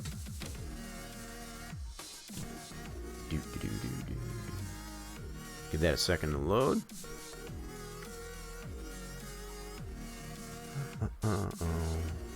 Yeah, so that turned out pretty good, actually, for the most part. We only have that one timing line to adjust. We kind of show this up here. So this is one. This is on the turn 3/4 end. This is pit entrance right here. So you can see those timing lines in position. And the one we need to adjust, 1, 2, this 3rd one in right here. It needs to go further out to the outside wall. Can't tell that from here, but definitely on being on pit road you can. But you can see those timing lines in there from this end and also that end. You can see those in place. Something I'm noticing here too, and that might be, these 2 here should line up, and obviously that's not happening. So I might have to adjust this and that might be because of that camera angle, but let's see here. Oh, it's not going to give me another angle because of I get do a lap. So yeah, these two here, the way we line that up in our sandbox, those should line up here. So it might be just this camera angle giving it kind of an optical conclusion, or we may necessarily have to adjust that. I'm almost thinking it may need to get adjusted because I think, from what I remember in sandbox, I'll have to look at it again, that lined up here and it should line up here, which it's not. This one looks fine though. It's ending up in that midsection of this wall, so that looks good. So on this end, for the most part, so other than this line, it may need to be adjusted as well. So I'll have to take a look at that too. Alright, so let's go to drive. Okay, let's see how it looks from here. I don't want to make that brash choice here. It may actually line up in this perspective. So if it lines up here, then we don't need to do that. Yeah, it looks like it is off. You can tell that. You can see that clearly here. This is part of the problem that I was mentioning as far as like when you deal with track surface decals, how they can shift based on the elevation changes that you have in the track, which sometimes creates the necessity to create an object for that as opposed to using a track surface decal. I'm still going to try and just adjust that track surface decal to see if it will comply, I guess, with our geometry, and if it doesn't, we'll necessarily have to create a an object. So it's not floating or anything. That's a good sign. So it gives me the indication that I can necessarily adjust it closer to the infield in this case to get that to line up better visually. So yeah, it's definitely not floating. That's good. And we can check this in our replay just to confirm here. So let's go to view replay. So we can definitely witness that it's not floating. Let's go to this angle. Let's see what we got here. Yeah, let's check it from this angle. Play it. Okay, let's check a different angle here. Let's go from this view. This is what I wanted.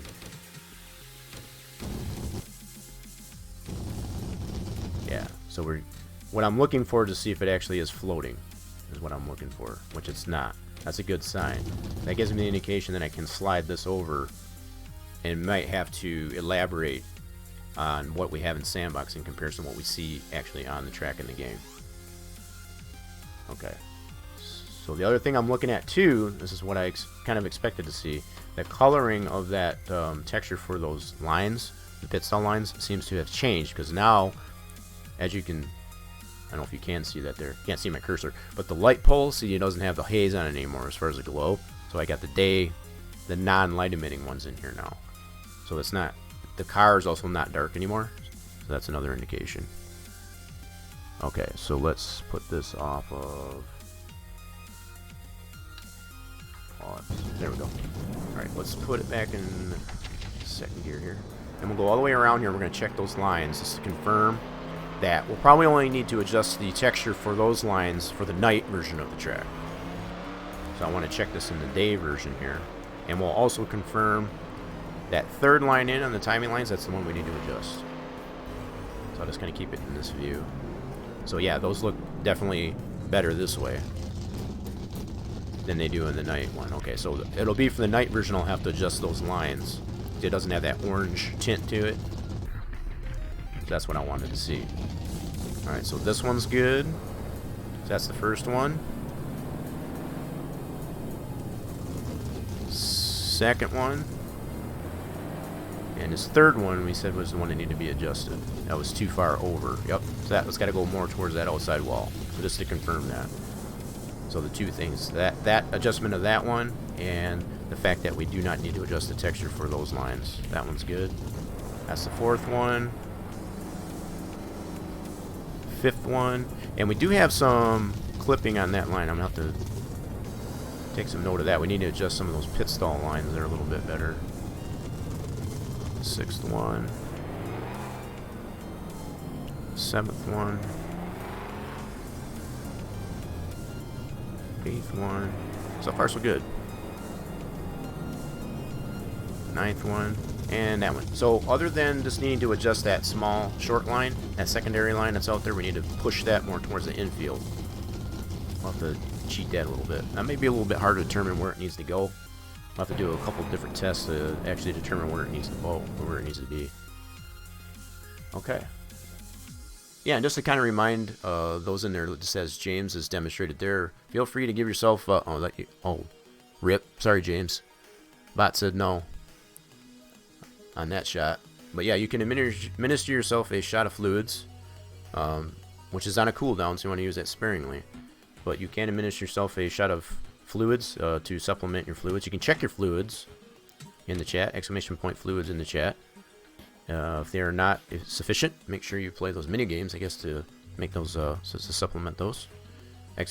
!shot, !slots, which will cost you 10 units of fluid for each play, and the !risk, which can go either way. You can either get fluids extracted or injected. There you go. Torch and Racer James are demonstrating those. Thank you for that. So far we've got 2 adjustments we need to make to our lines. The one on that secondary line on the pit exit, and that third line in, that third timing line in from starting from pit exit. So far.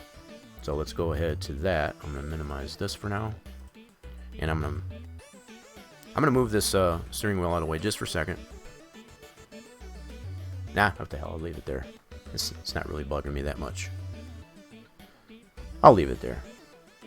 So far we haven't been able to go in. We haven't done anything in 3ds Max, but this is the model of the track for just to kind of give some of those that are coming in here fresh, some clarity. And this is the actual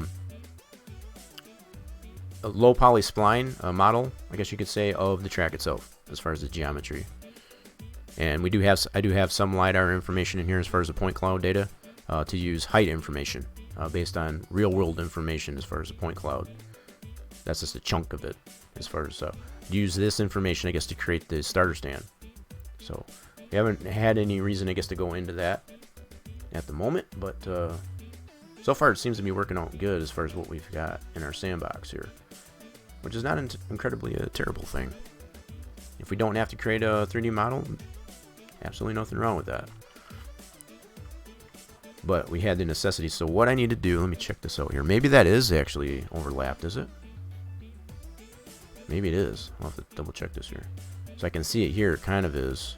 Now that I look at this here, it does have a little bit of overlap. Let's check our satellite image, because I would kind of guess that these would be somewhat even. I want to make those even. So let's go back to... Oh, we need to turn our world information off. That's what we need. So yeah, we lined up this linear guide to the edge of this one here. Now let me look at the... So I guess there's a little bit of... It's overextended here. So it doesn't 100% line up here. So if I was to draw a line, say from here... Oh, whoops, my bad. Come on, grab the end of the linear guide. Like this. Make a straight line. You can see that's a little bit longer, I guess, than this one, if that makes sense. Maybe even a little bit longer than that. So if I make this relatively parallel, I guess, with the ends of these 2 lines, that actually is a little bit longer. Maybe not quite as long as what we have it, so I can probably scoot it, reduce the length of that a little bit, but it is a little bit longer. It's not 100% straight across. So we're not that far off, I guess, as far as what I'm saying. Yeah, so by going by this here, I can probably just lessen this length just a tad, and not so much the length. Now, what about this being even here? Let's check that out. Yeah, see, that's not even with this. So we got the same amount of distance. So yeah, this distance here, I thought maybe this might line it up with this line. So again, by both ends here, I thought maybe that would be straight across, which it's not. That's the clarification I need there. So probably the only adjustment I'll make here is just the length of this line. Just a tad.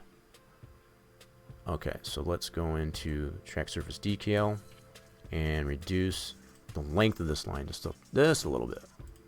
Let's bring it down to, say, 7.6. Like that. Okay, so let's get out of this. We'll go back to our geometry view. And I think what I'll do is I'll line this this edge here up with the new length of our line, just to see where we're at. That'll give me an idea of if we're lined up with this or not, say for example, or how much space we got in between the linear guide and here. So let's go this way. Alright, oh shoot, I can't do that. Bugger. So I was going to try and line the linear guide up, I guess, with our line here. I can't do that. Smoke. Okay. Let's try a different way here. So let's go like this. Let's line this up with the edge of this line. So I'm lining up this linear guide with our SAT image and see how much difference that we have on our actual track surface decal. That's actually not too bad. So we just got a little sliver that we can bring it down. Not too bad. So let's bring it down to, say, I don't know, 7.5. That looks pretty good right there, actually. So again, this line here is lined up with the SAT image as far as the edge of that line. So I'm trying to line where this is located to this line that I'm trying to adjust. So we'll probably do it right there. That looks pretty decent right there. Okay, so that's adjusted. Now I need to adjust that third line in from pit exit closer to, so this is the way we count. We got the first one, second one, third one. So it's this line we need to adjust to the outside wall. Had a little too much overlap on that. So what we'll do is we'll just, instead of trying to drag it and move it out that way, we don't want to adjust anything other than just the D-lat as far as the lateral.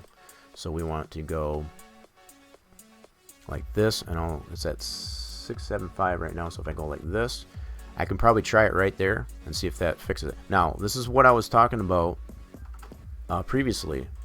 Because you see this gap in here as far as sandbox overview, let me check the camera view. That doesn't necessarily mean that's what's going to show when you test it in the sim. So you always want to test it in the sim to see how it appears in there. So we might have, yeah, same. So it's kind of a one-to-one representation even in the camera view. We're going to test this in the sim and see if that actually is flushed up now. This is kind of the pain in the butt that applying track surface decals, TSDs, to a track necessarily becomes. Because sometimes you have to fudge the position of it, and it might create this. It's a guessing game when it comes to. So we'll go ahead and test it in the sim to see if this is actually flush with the outside edge of this painted line. And if it's not, we'll have to keep adjusting it manually, I guess, to get it to where we need it to be. Okay. All right. So let's go ahead with all the changes with adjustment that we made here. We'll save it again. Yep, we'll save her again. We'll go back into geometry view, and I'm going to turn back on the textures here like so and save it. And this one I'm just going to add a B to this. It's basically doing the same thing, but it's just a secondary application of this. So I'm not wanting to overwrite the original ones because just in case I want to go back to it. So if I go in and test it and be like, oh crap, screwed something up, I can refer back to that. So I'm creating a secondary PTF based on the same thing that I'm doing here as far as applying these pit road timing lines.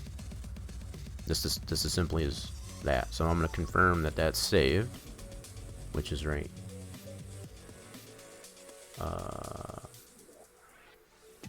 Wait a minute. Where did my folder go?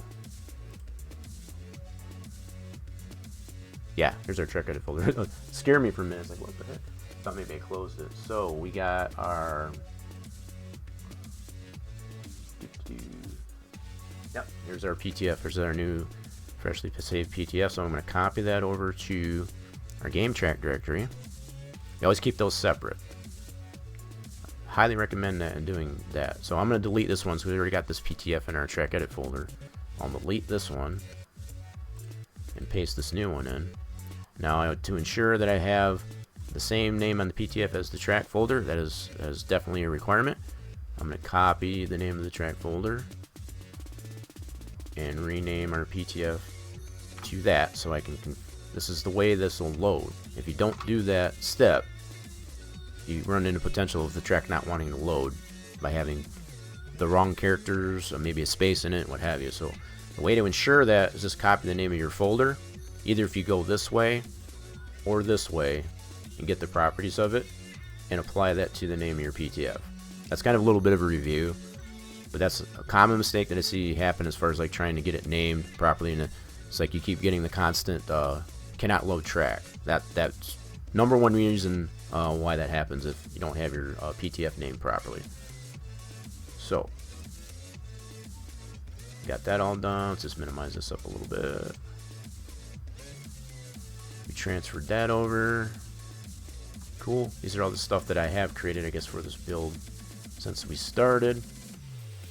So let's go back into the sim. Yeah, I did close that up. And test out our adjustments. So load this back up here really quick. Uh-oh. Shot. Oh, you can't give yourself another shot. It's on cooldown. You got a little bit of time to wait. 123 seconds, so that's a couple minutes yet.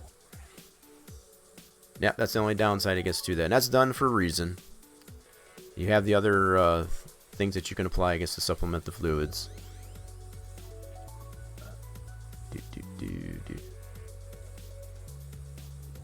There you go. Yeah, you're getting pretty lucky on the shot so far. Good deal. Alright, so let's go into testing. And we'll just observe our changes that we made. Alright, so number one thing I got adjusted here. Oh, I know what I wanted to check here. Let's get out here for a second. I want to check.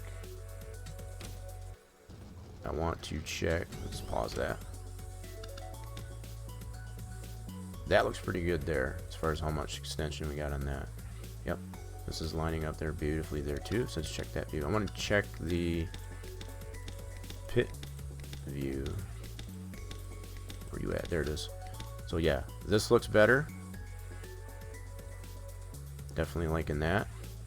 Not quite as extended out, and it's got that offset here. It's not perfectly lined up with this, and it is a little bit longer than this line.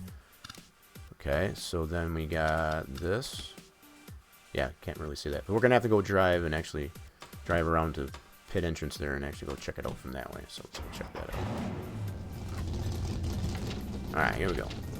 So drive over to pit entrance here.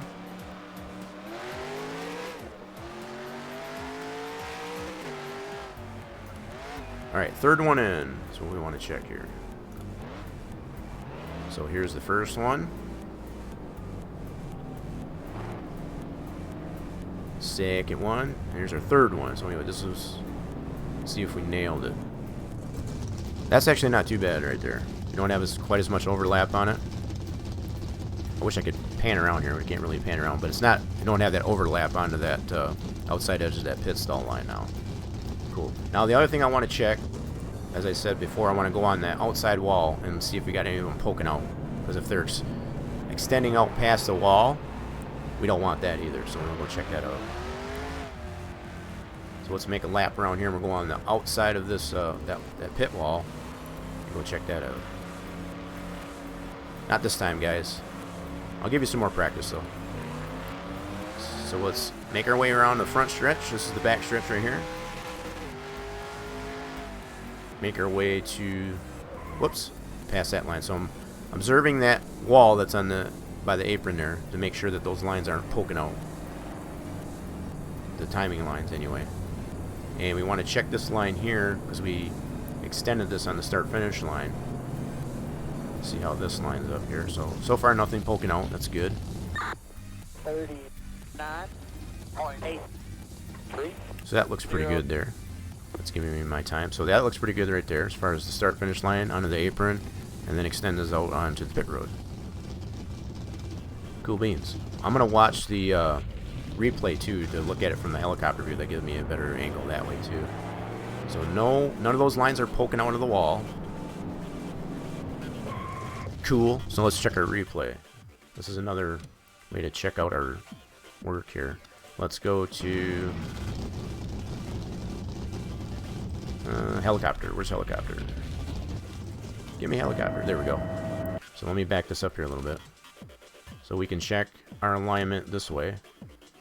That looks wonderful. Let's back it up here. Lots of in-game utilities that you have to be able to check your work. So you can see all these timing lines now. I guess we did get this one on the track. That's interesting. There is another one that I mentioned earlier. Let me see. Is that in here? That was on the back stretch here. Yeah, I guess that one is in here already. Cool. So I don't need to do that one. That was something I took observation, but I turned the textures off, so wasn't sure if it was in here or not. That one is in here. So that timing line is already in there to coincide with this timing line. These timing lines are all used, I guess, for scoring. To see, like on pit road, if a car is necessarily speeding, race control will use that to kind of determine from one timing line to the next to see how fast a car was going. Say, for example, see who had the advantage on the track as opposed to on pit road, for example. So that's why those come in handy, particularly for race control. All right, so let's watch the helicopter view here. Look at our lines this way. Those look pretty good, actually. Adds a whole nother dimension to the track, too. Just that something as simple as that. So it's adding a little bit more livery, I guess, to the overall appearance of the track, too. So we can see that there. You can see that's nice and straight across. You see the flagpole right there. That is an accurate position, I guess, as far as the guy. So now the helicopter sounds are working. Yep, I spent a little bit extra time on that. Let's speed that up a little bit. Speed that up a little bit. I did spend a little bit extra time on that spot. Okay, there's that line. That line. And we've already confirmed these lines. So all the lines look good. We don't have anything floating, and nothing's too extremely out of whack, if you will. So, yeah, as far as needing to create a object, I guess, of all these lines, not really necessary. Confirmed. Okay, so, wow, holy sungler. Let's get out of that. Go ahead and pause it. Let's back out of this. So, yeah, I think that's pretty good. Pretty good. Alright, let's minimize that. Let's go back on our track. So I think that's about... That actually went a lot smoother than I thought it would, to be honest. I thought for sure we would run into an issue of potentially needing to create an object for that, which we don't.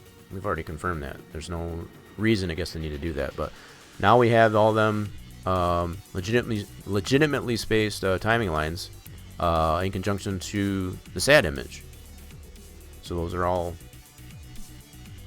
yeah, accurately placed, I guess you could say.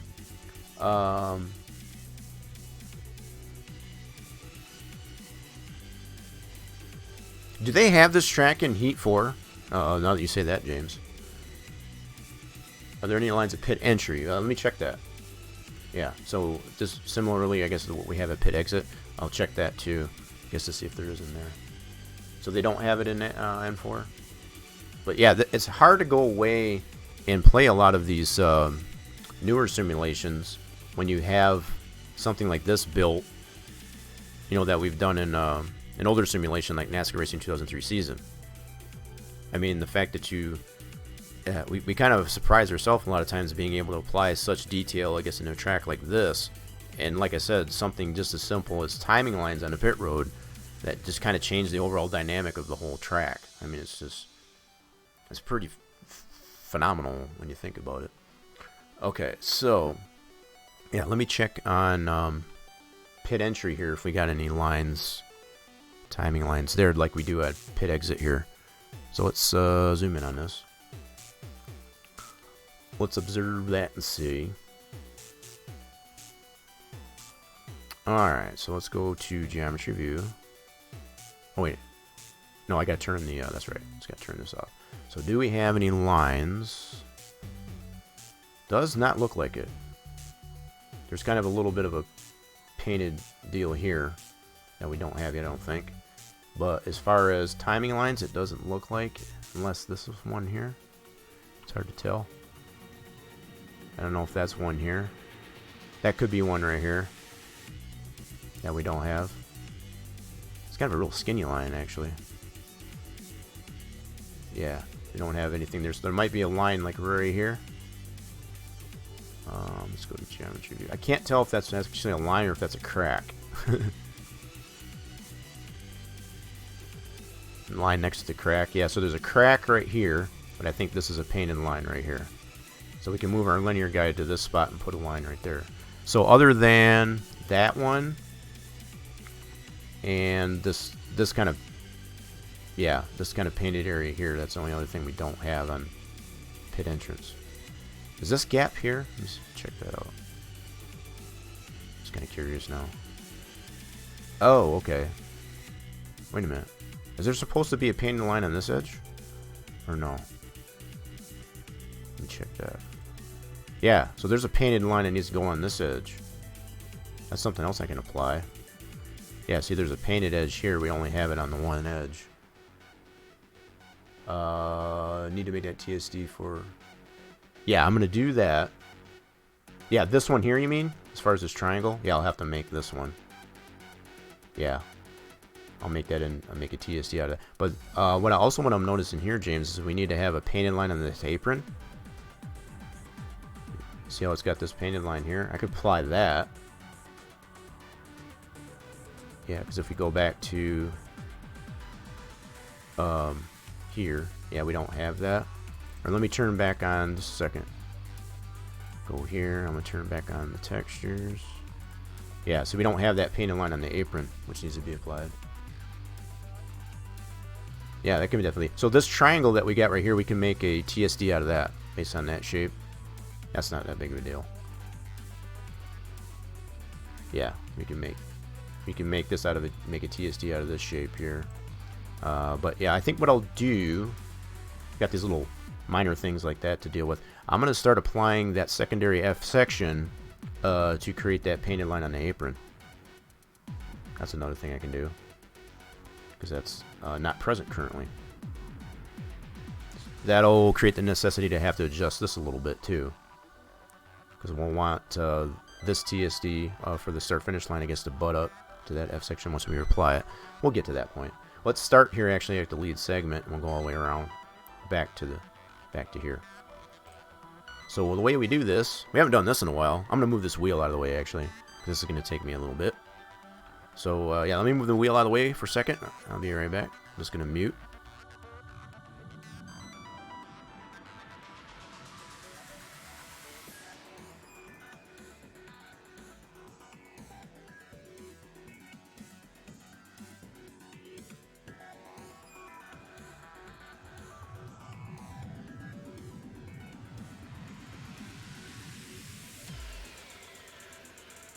Alright, that was painless.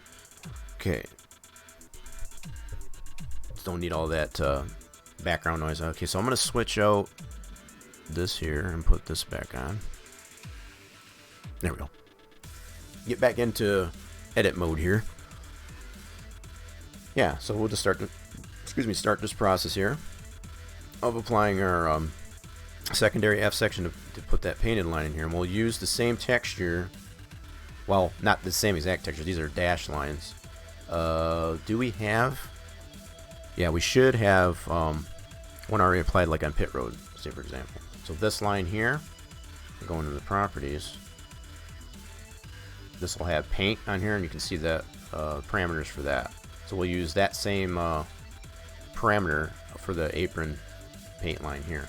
But we need to apply the one thing at a time. So the first thing we need to do is that secondary F section. So we can do an insert F section, and then we want to get the dimension for that put down here. The way you can check your thickness here, right now it's at the very top left of the screen. At the very top left of the screen here, it shows you what it is at the tail and the head. So this is the head of your segment and the tail.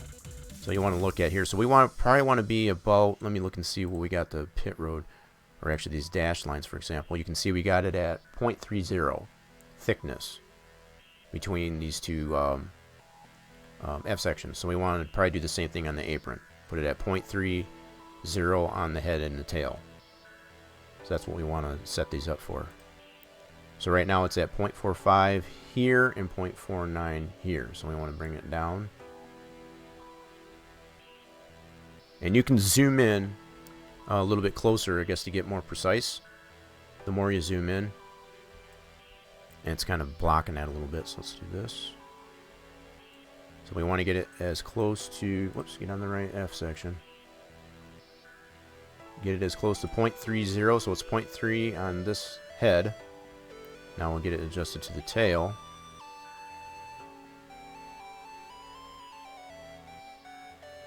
Right about like that.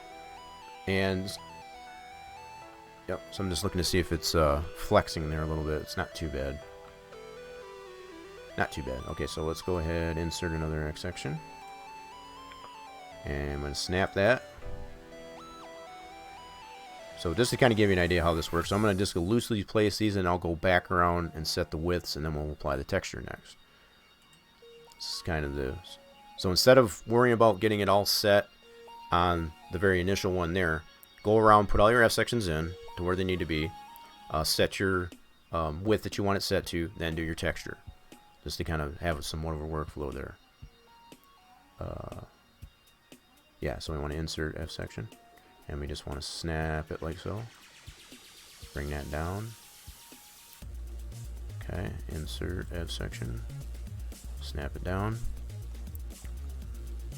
Just kind of get this loosely into position. I'm not worried about the thickness all the way around here, at least for now. Just want to get these all initially laid out.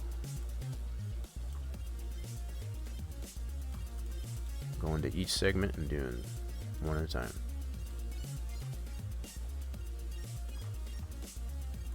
Okay, so this is just phase one, I guess, of applying this secondary F section for the apron pit line. Okay, we're just going to slide this over a little bit. So you can see the end of the segment. Cool. Now, at this point, if you do necessarily want to make sure that it's attached, you can grab it like that, just to make sure. In most cases, when you insert an F section in this fashion, if you bring it out like this, chances are when you get it, it's probably going to be good. In some cases, it won't be. So like this case, it didn't. So sometimes you got to play with it until it'll snap. Okay. And this is another reason why you want to minimize the number of, I know I mentioned before, I guess as far as having too many very slim segments. So this is probably about the extreme that you want to get down to as far as your segment length, or as far as your size. Any smaller than this, you're just adding more work to yourself to have to apply individual F sections. It's just, yeah. Try not to give yourself that much work, I guess is main point trying to make there.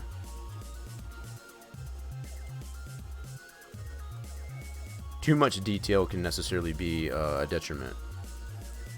That's probably another way to put it.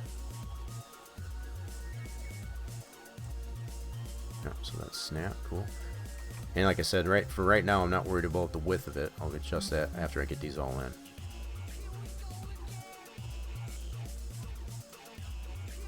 So this entire process, be it the size of this track, won't take too long, as you can probably tell. We'll get back onto where we started pretty quickly, just going this initial step here.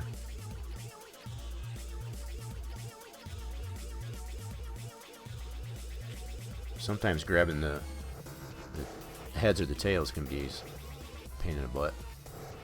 That's just the nature of the program.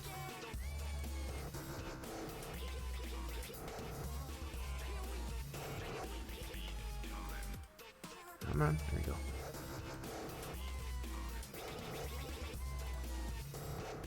Now you can see the texture itself actually will adjust depending on where you apply the F section. Don't worry about that. That shouldn't be, unless you can see it, adjusting it, pretty radically or pretty drastically. Would I be concerned with that? You'll see that shift, the skewing of that shift a little bit as you apply these F sections. That's to be expected though, because you're actually, see as I apply that in, you can see it shift just a little bit. Like I said, unless you see a drastic difference, change in the texture, don't be concerned with it.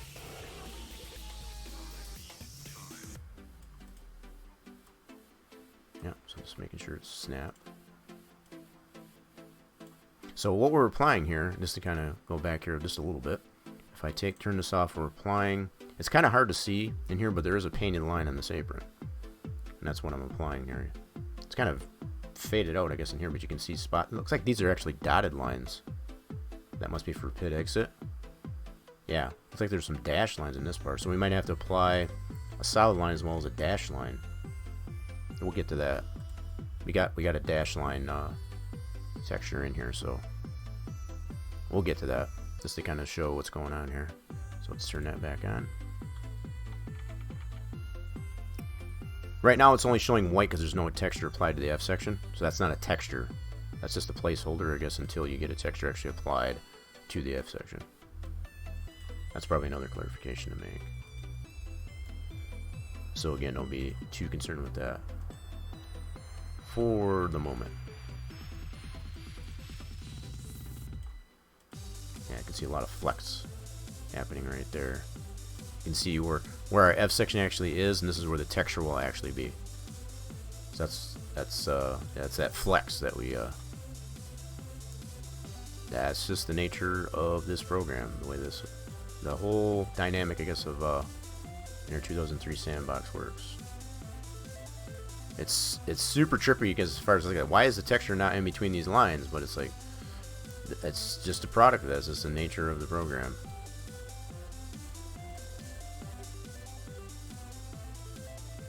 Okay. So once we get onto a straight, it should, be more of a one-to-one. It tends to happen more when it's in a curve or when there's an arc in the segment. So that snapped in pretty good. I like that. Like when it snaps in there, place like that. Yep. So we're on the back stretch. We're working ourselves to the mid of the back stretch here. A lot of these segments are a little bit longer for good reason.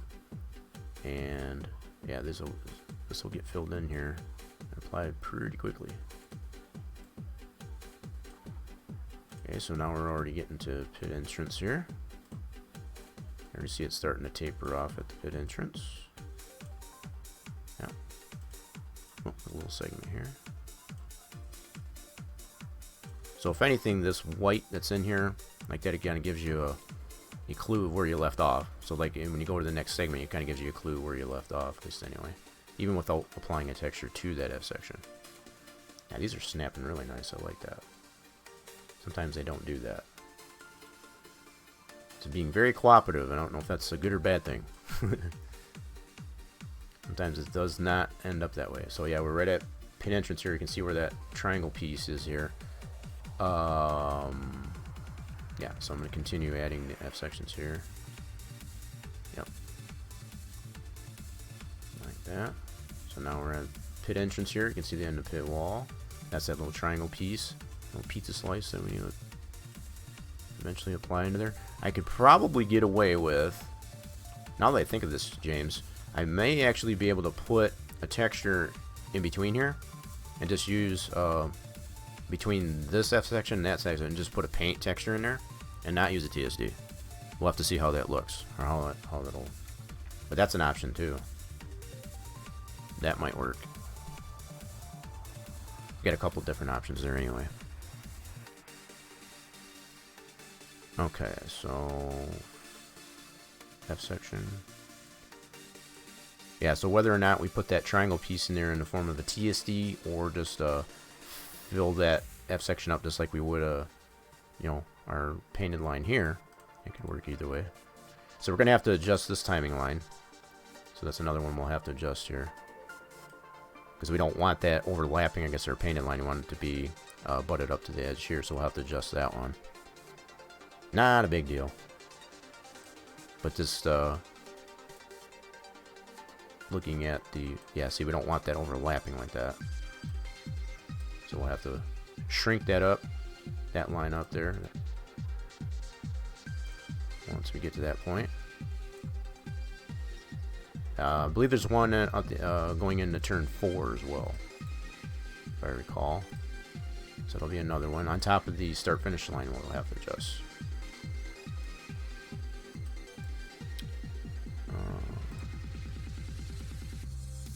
Yeah, this is going really, really smooth, actually.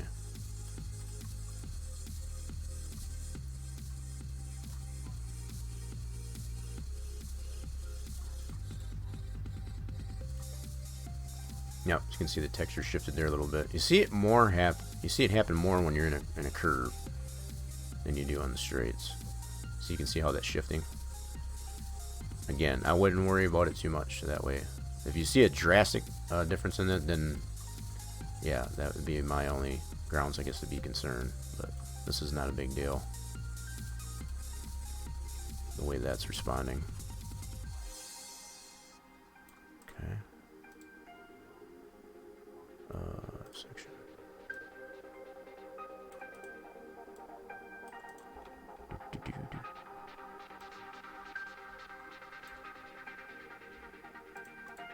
We're almost there. We're getting into turn 4. We should be getting up to that that other line, that timing line, which is right there. Yep.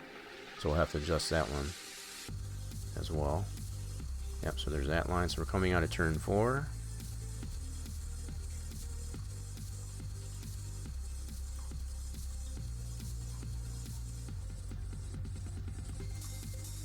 Insert F section.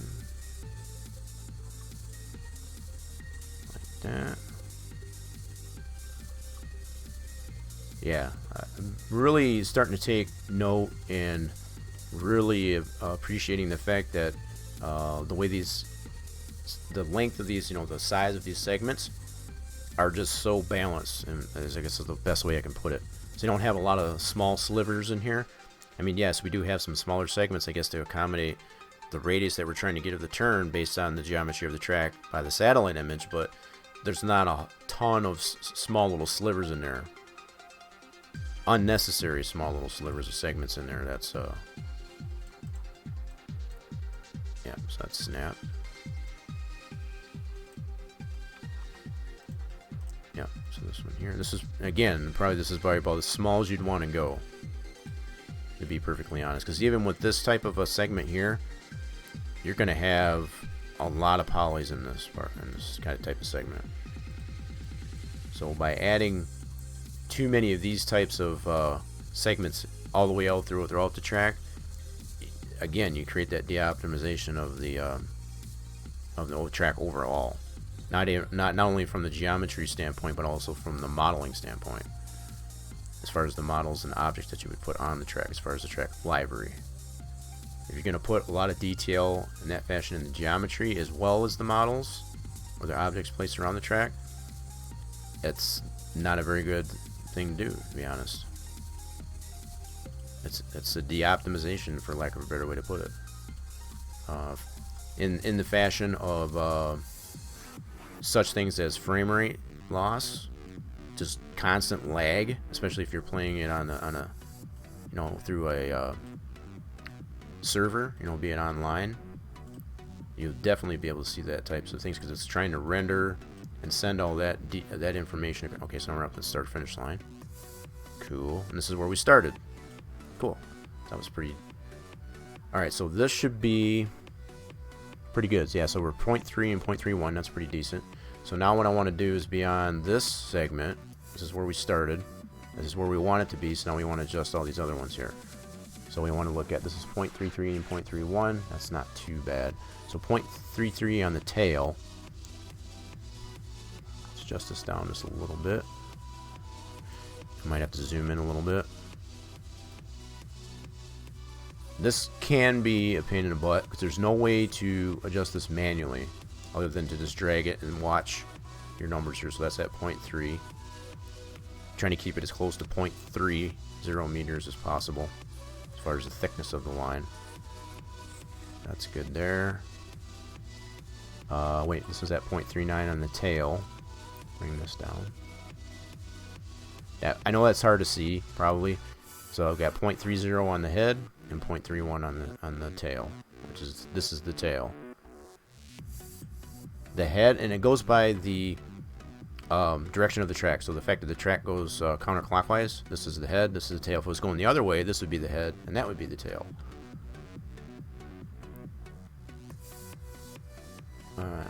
3131, cool. 3131, cool. This one's 3.5 on the tail. So let's zoom in a little bit. Okay. This one is 0.37, so bring that one in. Yeah, so again, just trying to keep it as close to 0.30 as possible. If you're a little bit shorter, like, I'm just trying to make it so that it's not, it makes a big difference. Like say if you were to leave it out like this and this is at a 0.38, you can see that difference in the game for sure. As far as like when you got it on a particular camera, you'll be able to see the drastic difference from the head to the tail. So trying to keep it consistent with the thickness of it is going to make a big difference as far as what it renders. How have I never seen that? Seen what? The linear guide? No, you talking about this information up here? This is what I've always used to get that thickness. I mean, yeah, you can probably use the linear guide to get the thickness if you wanted to. That's a little bit harder, to be honest. So yeah, if you want to set your linear guide, I guess, to get that thickness and just keep moving your linear guide. But then you got to keep dragging that linear guide around. Just watch it this way. Your head and tail. So this one's at 0.68. Yeah, so this is pretty thick. So we got 6.8 on the tail. That's pretty obvious. So I'm going to bring that down. Yeah, 0.30. There we go. So go to this one. This is probably mostly going to be the tails I need to adjust. This one's at 0.52 on the tail. I'm going to bring that down. There we go. The tail on this one is 0.49. So we got to bring that in. Right about there. And that's just using the mouse, just holding the left mouse click, as you can see, and then just dragging it until you get it to where it needs to be, and then you just let go. Okay, tail on this one, which is way down here. We're at 0.52. Gonna bring that in. Right there. This is being super cooperative. I don't know if it kind of freaks me out a little bit. Doesn't always work out that way sometimes. Good. 4 or 5. Cool. And then we got 0.41. Whoop. Wrong way there. There we go. 3.8. Okay. And I'm not getting super picky. If I don't hit 3.0 exactly, I'm at least keeping it in between 3.1 or 2.9, 3.0. So any deviation of that, so this is 0.29. I'm not going to sit there and, you know, goof around with it, I guess, too much. Because you can drive yourself nuts trying to do that. Because it's doing it in this fashion. This is 0.20. I got to bring it out, actually. Okay, 0.30. There we go. Yeah, so again, it can get kind of trippy. You're seeing the textures are actually going to be applied here, but the fact that it bows out like this, you want to go by this, not this, as far as these two lines. Yeah. Yeah, painted lines are not 100% perfect. Yeah, that's facts. Yeah, so what James is mentioning there is like the painted lines are always going to have, you know, thicker spots and stuff like that. The fact that we're applying it to be consistent all the way through is probably not, you know, you probably might want to put more randomness in it, but what I'm trying to do is at least get it to a average median, I guess, if you want to put it that way, and not be too far from one point to the next. So you saw some of those that I've already adjusted that were pretty thick, you know. It may not look very good, I guess, as far as overall. 0.30, anywhere between 0.25 meters and 0.30. As far as the thickness of it, seems to be pretty average. So anything in between 0.25 meters and 0.30 seems to be about the standard, I guess, for painted lines on no track surface. And it'll vary depending on the track. Some will do it a lot thicker than that, but that seems to be the average, at least anyway. So this is 0.34. We're gonna bring it in a little bit. Yeah. So one might be tempted to want to put this as Euclidean, for example. I just kind of show this really quick. So to put this as Euclidean, it gives me that. That's probably why. That's a pretty good indication you don't want to do that. Just leave that where it is. This is where your texture is going to land, right where this white is. So don't go by what this says, for example. Yeah, let's take that off of there. Yeah, just leave that right where it is in this case. This is where the texture is going to land, right here. Alright, so what's this one at? This one's at 2.8. That's not too bad right there. 3.5, so I need to adjust this tail. Cool. And so, in any case, I am still putting some variation in it. It's not 100% right on 3.0 in most cases, so it is a little bit thicker on one end than the other, but not too extreme. I guess that's more or less what I'm explaining there. So this one's at 2.7. That's actually not too bad. I'll bring it out maybe just a little bit. Look at that. Hit right. 3.0. Cool. So this one's at 2.2. I'll bring that out a little bit. A little too narrow. Okay. This one's at 3.1. That's good. 2.9. That's good. 3.0 right on the nose. 2.7. Let's bring that out a little bit. Not that much. There we go. 3.1. 2.5. Let's bring this out a little bit. 2.9. Cool. 3.2. Let's bring that in a little bit. Too much. There we go. 3.7. That's a little thicker there. Let's go 2.9 there. Cool. The next thing I'll do is I'll apply the texture, and then I'll go around and adjust these lines here so they're not overlapping. So they're basically butting up to this new line that we placed. That'll be the next step after we do the texture.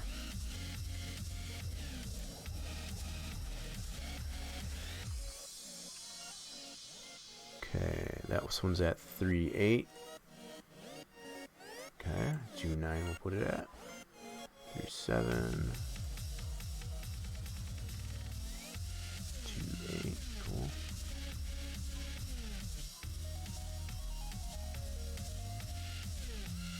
2.9, cool. This one's at 4.4. That's a little bit. That's a thick boy right there.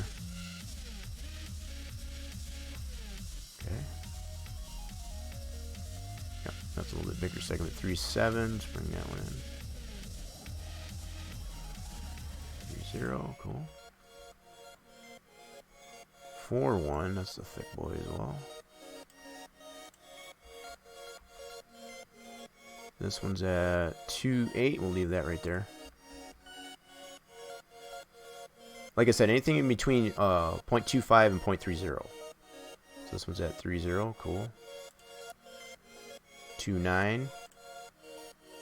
4.8. That's a thick boy. Shrink that down a little bit. Okay. 3.5. Okay. 3.5. Good. That one's good. 2.7. Let's bring this one out a little bit. Wait a minute. Oops, went too far. So 2.7. Ah, crap. Covered it up. Right there. Good deal. 2.9. 2.4. That's a little too narrow. 3.0. Cool. 2.7. Let's bring that out a little bit. There we go. And right back where we started. So we're at 3.1 and 3.0. So cool. So now that's that thickness done. Now what we need to do, we're back onto the lead segment. We need to apply our texture, which forgot what we said it was now. So if we go back on the pit road here, we want to use this same texture in the parameters. So that we're using paint, and we got it at a 2.00 on the V. So we got the U's checked, and the 2.0 texture size on the V. Using that paint map. Okay, so let's go to here. Two things I want to do at this point. I want to set this up because this is going to be racing surface. This is apron over here. I'm going to line this up for racing surface, and which it already should be. So I'll unlock this as already racing surface, and also want to change this to paint. So that's one thing I want to adjust the properties of this F section here. I want it to be paint and racing surface. And I'll show once I get this applied here. So let's do paint, like so. And we want to override this. Check that off. And we want to set this to 2. Same as the one on pit road. So now we got that texture applied. So now with this all applied the way it is, I can copy that forward if I want. But before I do that, let me switch this over to extended surface types. So now you can see what's going on here. I can go one of two ways at this. I can actually make this an apron or racing surface. I'm going to leave it at racing surface for this paint. I can apply it as an apron if I want, but I'm going to take the approach of applying it as a racing surface, which it already is by default. Also want to check this type. This white means it's paint. So I'm noticing the other painted lines we don't have it that way. Okay, so maybe I will just keep it as I don't know, is that the way you were thinking of keeping it there, James, as far as the painted surfaces? Just leave it as asphalt? Because if that's the case, I can necessarily adjust those. So you can see the difference between this is assigned as paint, so it turns it white. We don't have these other painted areas, I guess, lined up that way as far as these dash lines. So, James, if you want to give me some clarification on what you want to do there, I can actually necessarily apply that. Okay, so what I'm asking those, would you like to have, let me put this back this way, would you rather have these areas left as asphalt, because they are dashed, as opposed to being a painted, or do you want me to apply this as painted down here, because it's going to be relatively a solid line, I guess is what I'm getting at. So we could probably get away with leaving this as asphalt property on these dash lines because it's got the breaks in them. Because there's no way to really break it up and say this is paint and this is asphalt, for example. So I can probably leave the dash lines that way, but this line down here I can apply it as paint because it is a solid line. Okay, so I'm going to say bottom line paint dashes asphalt. Sounds good. We're kind of on the same wavelength there. That's kind of what the point I was trying to get across. So again, we got this set as racing surface, and we'll leave this solid line here on the apron here as paint. So now that we got that established, we can copy forward this information. It's going to be the same all the way around back to this point again. So now we got this all set as paint, racing surface, and we got our textures size all set. We can do a copy forward, and it's going to give you this to let you know and say, hey, this is do you want to do that? Yes, I want to do that in this case. So now all I have to do, I can just zoom out of this. There's no breaks in this. It just goes all the way around back to the start finish line, right? So I can just kind of pan this out like so. I'll set this up this way and just do a copy forward. It's going to keep giving me that message. I'm just going to keep saying yes. Just like this. Whoops, my bad. Pushed the wrong forward. I want to copy forward. So that's probably one good way you can tell whether or not you applied the texture. If you do the wrong forward, because you got this forward and this forward, I want to do the copy properties forward. If I don't get that dialog, then I know I didn't apply it. Because it's very easy, I guess, to choose this forward. See, it doesn't do anything. So I want to go back and push forward. Now I get that option. And because there's no breaks in this line, I can just go through this pretty quickly. This is where the copy properties forward comes in really handy. So you don't have to go through each one and set them all manually. It saves a little bit of time. And that's applying the same properties through each segment that I've applied this secondary F section to. It's just a matter of forward, saying yes.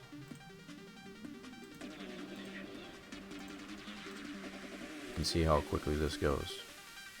And even with those smaller segments in there, it still goes pretty darn fast. Want to be a little bit careful though, I guess, as far as not to slip and do a left or right, for example. So like if you slip and hit the left or right, you want to make sure you're on the right, the proper one that you're trying to copy.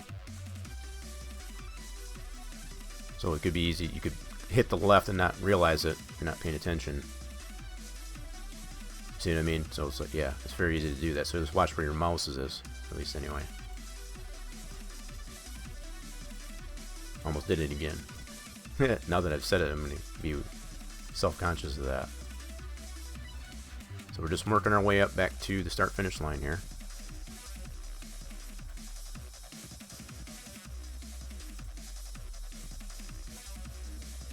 Yep, so far so good.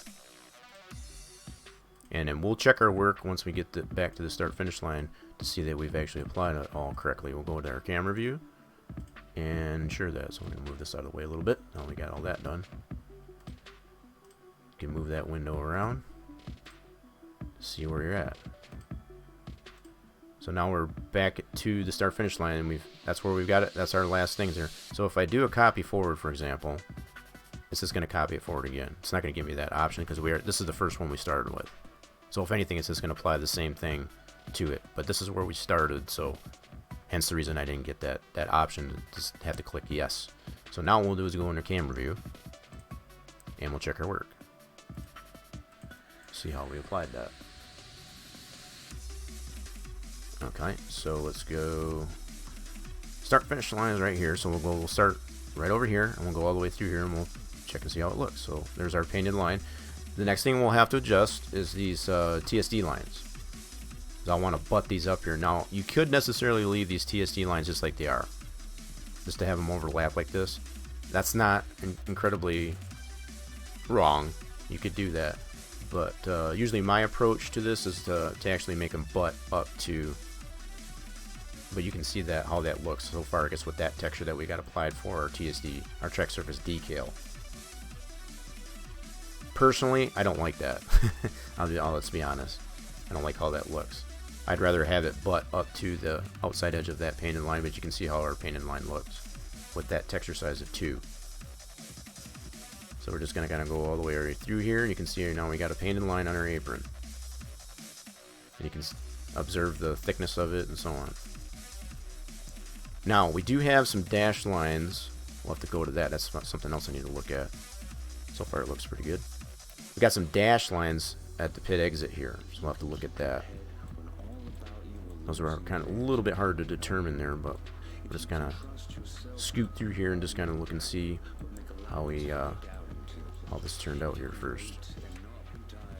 So far it looks pretty good. Yeah, we'll have to adjust this one for sure. And again, same thing. You can leave it this way if you want, but to me, I think that looks kind of bad. So I'll probably adjust that one. And yeah, see in the tracker or track edit, we still got the night lights, but that's fine. We've already tested in the game with the non-emitting. Right, so here's the other one here as far as where it overlaps. I'll adjust that one. So far we're looking good. So we're working our way back up to start finish line. So that texture looks actually pretty good. Awesome. So let's go ahead and adjust those 2 timing lines at least to remove the overlap onto our new painted apron line. So go into track surface decal mode. Go like this. Now 2 things I want to do. I want to adjust the length of it and probably also the delat of it, which will be the side to side, not so much this way. Okay, so I'm going to put it here, and I'm also going to go to camera view. So let's get over to that location. Like so. So the first thing I want to do, I know I need to bring it down probably about a half a meter, at least, if not more. So right now it's at a 15.5, so if I just bring it down that far, that's probably good right there. But I want to check the wall side to see if that's too short. Yeah, so I might need to slide it over on the delat a little bit. You can see how it's kind of short now. So let's adjust the delat. So 2 things you would have to do in this case, not only the size of the length of it in this case, but also the delat. So let's go. Okay, so that looks good here. Let's check the apron side here. that's actually not terrible. Kind of want to change the angle of this a little bit though. It's kind of a little bit wonky there. So let's do, which direction we need to go here? Oh, we need to go less. So let's do 21.5. Oh, what did it look like at 21? 21, 20. That looks good right there, actually. Let's look at DLAT. So let's do 8, 9, 8, 8. Something right about there. So we'll check the wall side again. That looks good. So now we're lined up with perpendicular to that painted line now. I'll do the same thing on that one in turn 4. We'll test this in the sim to make sure that it's going to be good. Because it may not be. We'll have to check it in the sim to make sure that it is. So let's adjust this line same way. Same way. And the reason why I went by that half a meter initially there, because I know the thickness of this one is 0.3. Right? So that's kind of my guide as far as I know this line down here is roughly 0.3 as far, oh I'm sorry, on the apron here, right? So I got the wrong line. So I know this line here that I placed on the apron here is 0.3, so that's why I subtracted off a half a meter, I guess, from the length of this timing line. That's my guide, I guess, for that goes. Alright, so this one here, I could probably take it off to 0.2, but let's get over to that one. Let's navigate our camera view over to that. Whoops. Oh, I am already on that. Hold on. I am already on it. My bad. So there's that one. So let's take off the 0.2 and see where we're at. Yep, probably could go a little bit more. So let's do 17.9. A little bit more. 8. Something like that. Now let's adjust the DLAT. So 5, 5, 5, 6. That's okay. So 5, 3. That looks pretty good right there. You can see I'm trying to get it butted up to, you know, be perpendicular with that painted line. Let's see how it is up here though. See, we're short. Okay, so I might have took too much length out of it. Yep, too much length. So let's do 17.950.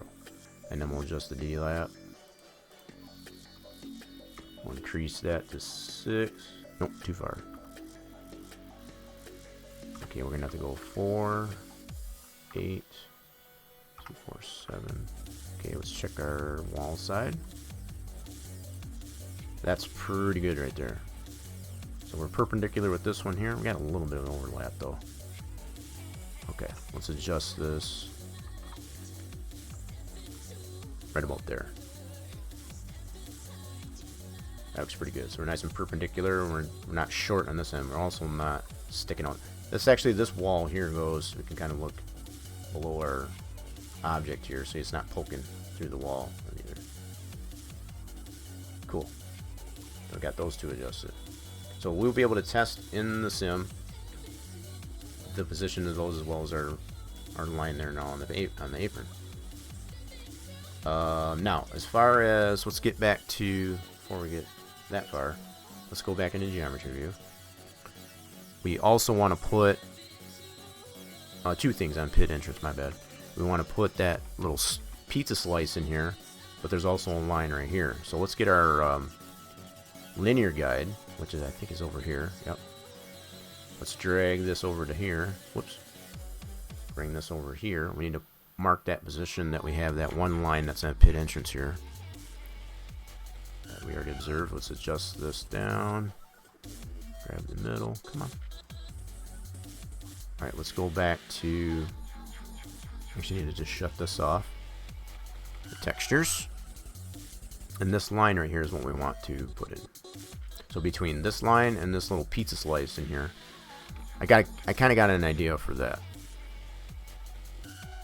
As far as to fill it in between these two F sections.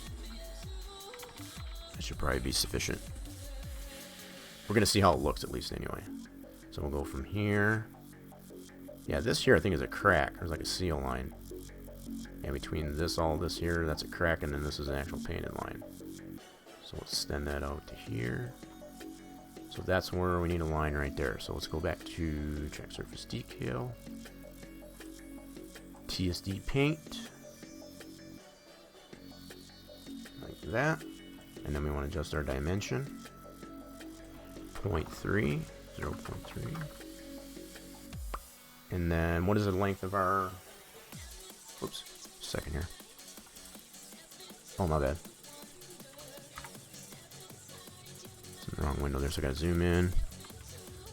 That is 9.36 meters, okay. So we gotta make this 9.36 meters long. Based on our linear guide there. Alright, so let's rotate this a little bit, make it parallel. Also fit in there nice. Cool, let's go to our camera view. It's over here. Okay, so we're not sticking out here, and it's not too short. A little bit short here. Maybe? Maybe not. No, I guess not.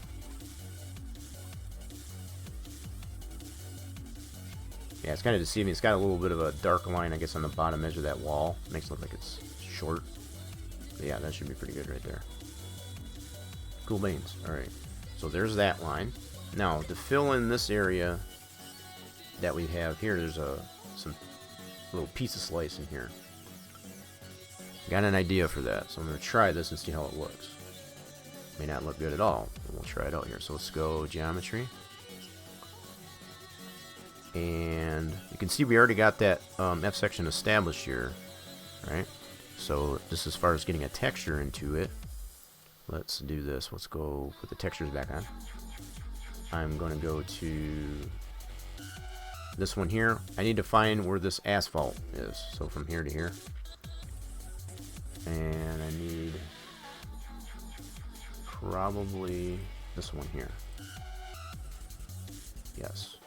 I believe I need this one here. So if I apply paint to this, it's going to do that.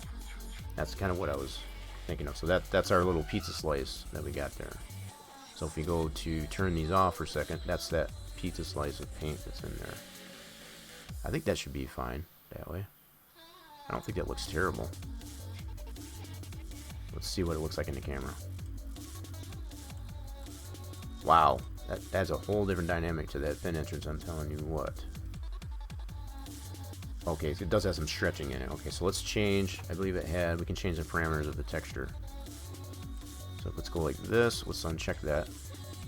There we go. So we get this, so we can, let's try to bump it up to a 2. We got that. So we got a little bit of adjustability in it, but I don't think it looks terrible. Honestly. Does not look terrible, in my opinion. What do you think there, James? Oh, you scolded the bot and got... Oh, you got 100. Nice. Good job there, James. I do not think this looks terrible. Now, I might be able to adjust this F section and kind of point it in a little bit, I guess, if you will. So, James, you can give me some clarification, I guess, on whether or not this looks good or not. See, I can snap it to that. I guess that would be not terrible either. Just go like that. Honestly, I do not feel that it looks that bad. That's pretty good. But it definitely creates a whole different dynamic on this pit entrance, though. Just with those two items there. Oh, you think you got the bot, man? You probably did. You probably did. I wouldn't doubt it. You probably definitely did. Okay, so... Anyway, I'm going to keep this way. I'm not seeing James's response there, but I think I'm going to keep this like this. I think it looks pretty good. How does that look on this end, though? That's what I want to see. Let me look at the SAT image. Almost looks like they got tires there. Yeah, looks like they might have put some tires here. It's hard to tell.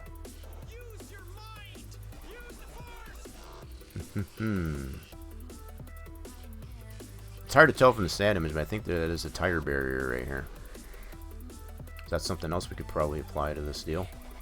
Because, yeah, usually in most of these tracks like that, especially when you got a pit wall that's close to the racing surface, they do necessarily put some type of barrier there so the car doesn't head on, I guess, into it. And we can do that a couple of different ways too. We can actually apply that as a wall with the texture on it, or as an object. Either way, I think we should probably apply that as a W section so it has a collidable factor to it.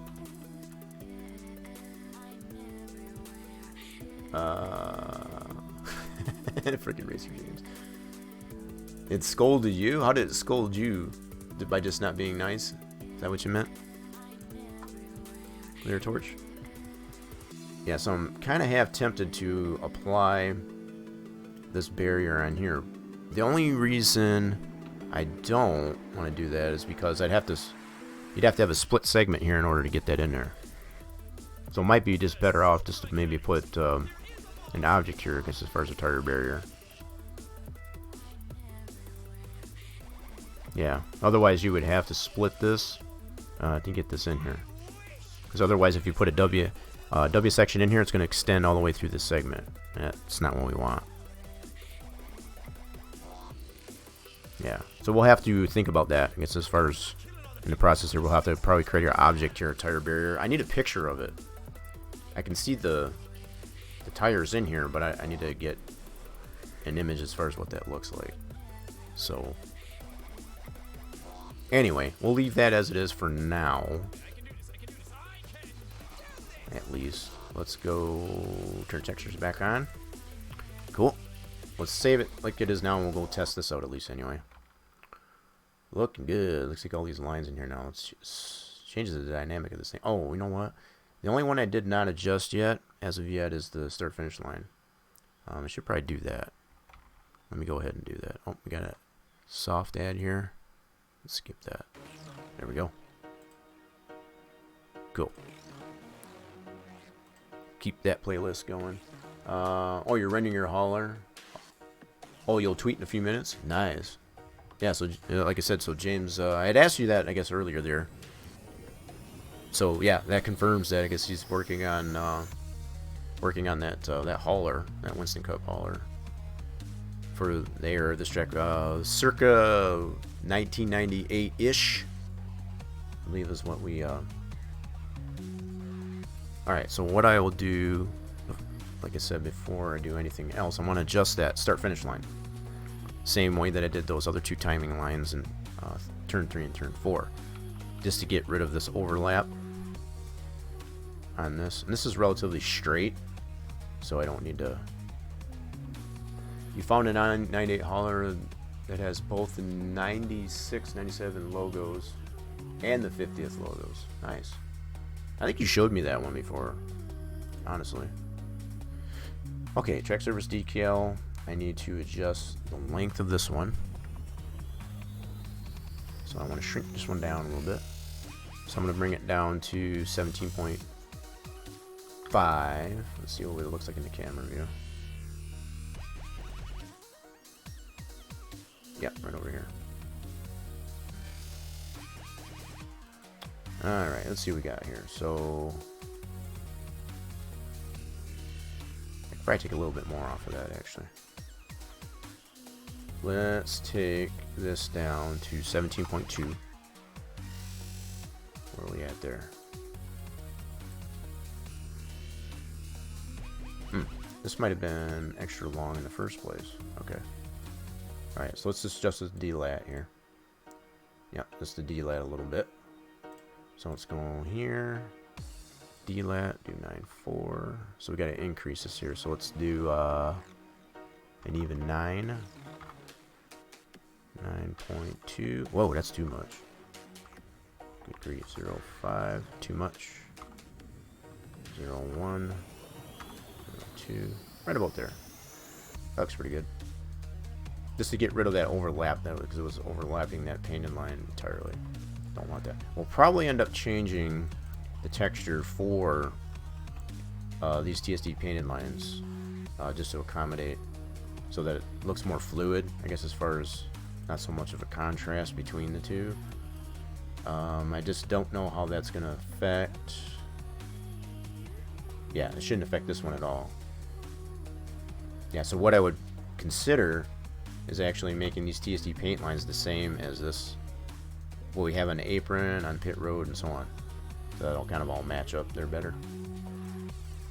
We'll have to try that out too. Yeah, we'll get to that. Making a lot of progress on this so far. So let's go ahead with all those changes made. Let's go check this. Save it and check our progress. Or see, check our workout. Yeah. So go to the geometry view. We'll save this as.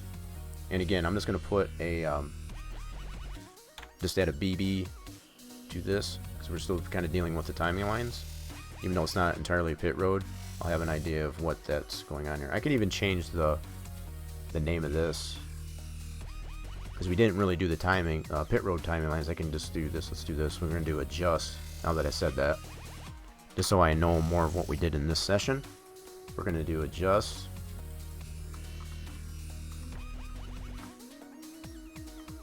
Track timing lines.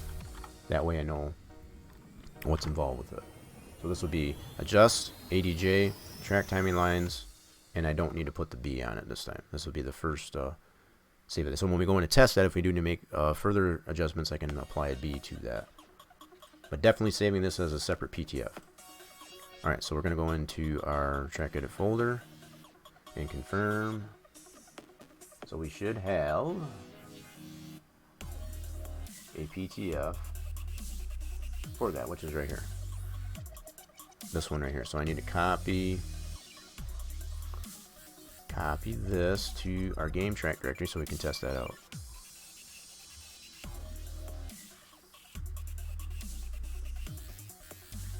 Wait a minute, did I open up another folder? I did. Why did I do that? I don't know why I did that. Let's close this one. I already got one open. Yeah, so this is our game track directory, and this is our track edit directory. Two separate directories. Okay, so let's paste this one in here. I'm going to delete this one. We still got this one saved. This we already tested that. That was good to go. Now I need to rename this PTF to the name of our track. And again, I showed how you can do that. Rename that. Paste. Now I know that PTF is the same name as our track folder, so we know when to load. Okay, now with all that saved, let's minimize all this up. Alright, so I need to bring the wheel back over again. So I'm going to mute really quick, bring the wheel over, and we'll go test it in the track.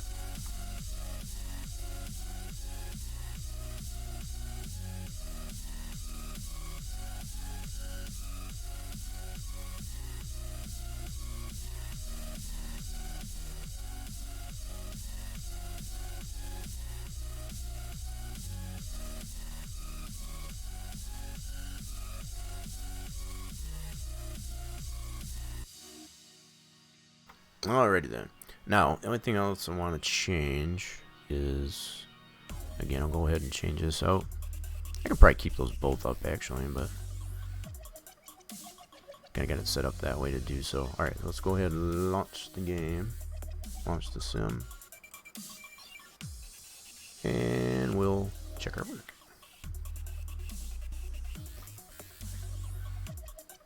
Holy mackerel, just looking at the time there, we got 3 hours, over 3 hours and 15 minutes into this, man. Holy mackerel. That's good stuff. Very productive session here, that's for sure. Got a lot accomplished. Just those little finer details even, but definitely changes the impact, you know, the entire impact of the track, I feel. Alright, so let's go in here and check this out. Alright, so let's go to this view. And, okay, we can definitely see our apron line. Holy crap, that's, wow. Okay, the one thing I guess I did miss, now that I wanted to put those dash lines, I wanted to check those out, so I forgot to do that. So that's something else we're going to have to adjust. So there's our painted apron line. This line here I put in as a kind of a makeshift. You know, that was the cue for the spotter to say it's clear. Whether or not that needs to be there, I'll probably put the dash lines and get rid of that line. Once you put the dash lines, I guess, in that area, that should no longer create a necessity for that line. Alright, so we got our pizza slice, I guess, over here. So there's that. Yep. So there's that. And other than having that tire barrier, so we got our line. Gotta check that line, actually. Other than having that tire barrier, I guess, at the end of that pit wall. That line's definitely in there. So we got this line here. Looks good. I want to make sure it's not poking through. I'm going to go on the other side of this wall, just to make sure it's not poking through. Yeah. Let's get it turned around. Oh, come on now. Turn, yes. Yeah, I just want to make sure it's not poking through. Alright, that's cool. Get yelled at for going the wrong way on the track. Okay, so that looks good there. There's Junior sitting in the stands there. Nice. Cool. Alright. We want to check this line. Let's see where we're at here. That line looks good. Let's check up by the wall. That looks good.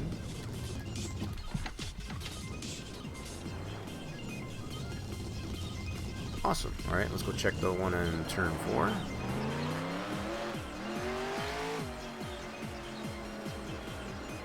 So the one in turn 4. Oh, we got a little bit of overlap. Not too bad. Not too bad. Okay, let's check up here. Okay, it's good there, but definitely on the apron side here.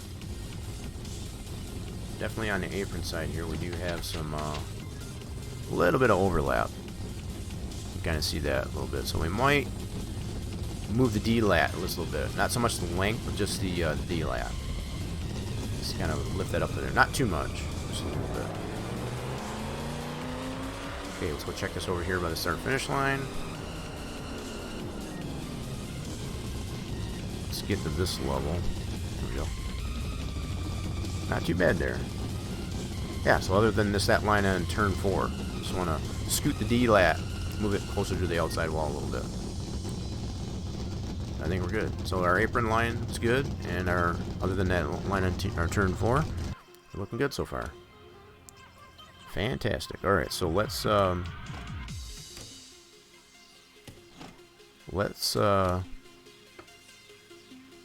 minimize this out.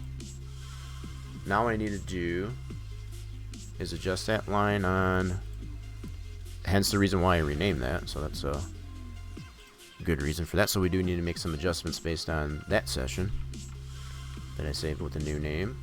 So I need to adjust this line, and I'm just going to adjust the D-lat. I don't think I need to worry about the length too much. So yeah, we already got a gap in it already, but it does have a little bit of overlap. So let's go into track surface decal, select that. I'll just zoom out here and make sure we got it. I'm going to go to camera view and get over to that. So I want to line it up with the camera view. So the camera view does have it butted, but it does show a little bit of overlap.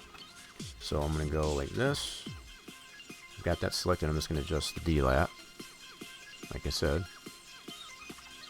So let's do 3, like just like that. Not that big of an adjustment, but just a little bit. And also, I want to apply those dash lines over here on pit exit. That was something else I missed here. So let's go back to geometry. Turn our textures off. So there's some dash lines in here actually, and they're not quite the same amount of dash that we have in here, so I don't know if we'll be able to use that texture. We'll have to see. But there's definitely some hallmarks and some dash lines starting from about here, and they go to about here. It's all dash lines in through here. So we're basically about here. Oh, actually they go even further right here. Holy mackerel. That's kind of hard to tell. I don't know if that's just a dirty painted line or what. Definitely got some, looks like there's here. I can't tell if that's just dirt on it or if that's a dashed line. You can see some breakup in here in the paint. So I'm not 100% sure. Let's see. Yeah, I'm not 100% sure. So I might just leave that. We'll have to investigate that to see if there was some dash lines, I guess, in this part. It's kind of hard to tell. I want to say there probably is, but I can't 100% confirm without actually looking at some picture references of this area. So I'll leave it alone for now. So that might be a couple things that we'll have to look into for next time. I think this has been a pretty solid stream, to be honest. I think we got a lot accomplished. So figuring out what's the deal with this, and probably coming up with some type of object to put here, and possibly finding a picture reference of this tire barrier that's at the pit entrance. That's a couple of different things. Now there is a brake. Hold on here. Let me go back to. I might have to put a brake in this. Now that I said that, I need to put a brake in this. This here. I got this going all the way through here. Yep. So I need to remove this actually. Yep. There's a brake in there. Yep. Cool. All right. So let's go. All we need to do is just remove these two F sections. Simple as that. So got a brake in that.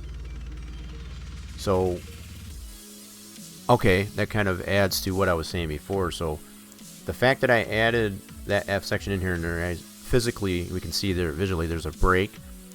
Even with those, like putting it in there and being able to use that copy forward, see now I wouldn't have to stop. So if I would have skipped over this, initially laying the F sections down, once I got to this point I would have had to reset and select this again so I could copy it forward. So by leaving that in there, it just becomes as simple as just removing those, just as I did. So yeah, kind of saving yourself some headache as far as, okay, if you're putting the F sections in there, it's like, oh, there's supposed to be a brake there, but consider the fact as far as using the copy forward, if you have a brake in there, you would have to stop, and if you did a copy forward, you might necessarily shift over to this or this and start changing this, which you don't want. So I kind of saved myself some headache by just building the F sections all the way through this and not putting the brake in there right away. Okay. Alrighty then. So we got that brake in there. Yeah. So two things at least for next time that we need to figure some things out for. Whether or not there's dash lines on this apron, and hopefully a picture reference for that, and a picture reference and that tire barrier that's on this pit entrance wall. So I'm going to go ahead and save this because I did make a change, I guess, to that. So I will do that, and I made that adjustment to that turn 4 line. Okay, so we'll do save as, and I'll save this as a B, like so. So we got basically 4 new PTFs in this whole process, between adjusting timing lines, initially applying them and adjusting them. Okay, so we'll go ahead and apply that one from our track edit directory, which should be right here. So adjust track timing lines B. That's the one I just saved. This is the one from Night Track, so don't worry about that. That's to be able to switch. This will probably change now because of all the changes we made here now. But the fact we will have the ability to be able to change it to night by just check marking the track lighting options, that's really all that entails. That's not really a big issue. So let's paste this over to our game track directory. We'll delete this one. You still have that in our track edit directory. Rename it. So again, so far we have not applied anything new to the track. The only thing we've done is more or less geometry changes. Nothing's been taken away or added. It's all been PTF adjustments as far as yeah. Oops, I meant to wipe that out. That's fine. Just do this. Paste. Boom. Alright, so now we can test that in there. This will probably be the last test that I'll do. At least for now. That's quite a bit that we were able to accomplish in this this session of Spline Design Studios Saturday. Probably the only other thing I'll do before I end is I'll adjust that texture for the TSD paint to match it to the texture that we're using, that paint texture that we're using for this line. So I'll do that. So maybe two last tests.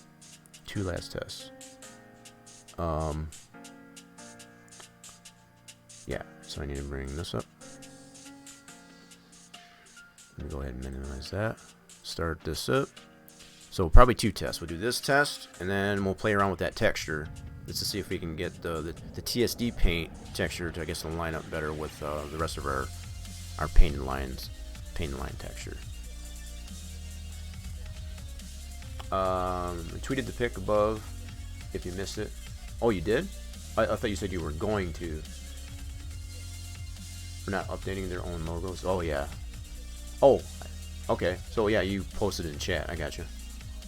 I'll have to show that there. I have to retweet it, actually. Let me test this out really quick, and I'll get to that. We'll do this one last test here.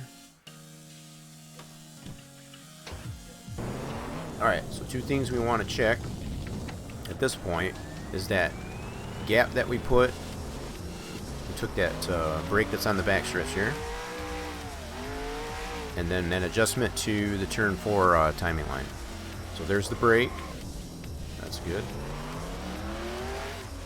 Now let's check the turn 4 timing line. Let's get it to... Whoops, I had the right one. Dang it. That one right here.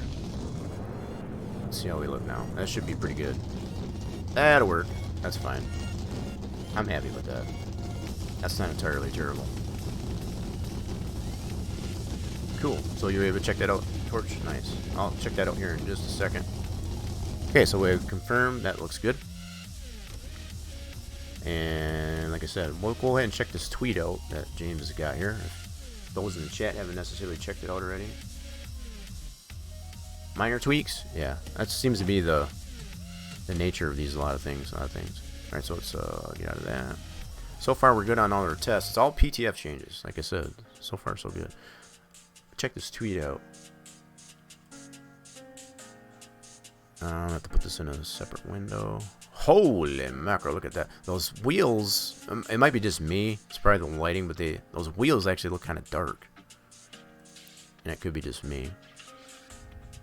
That's my first initial, let's see here.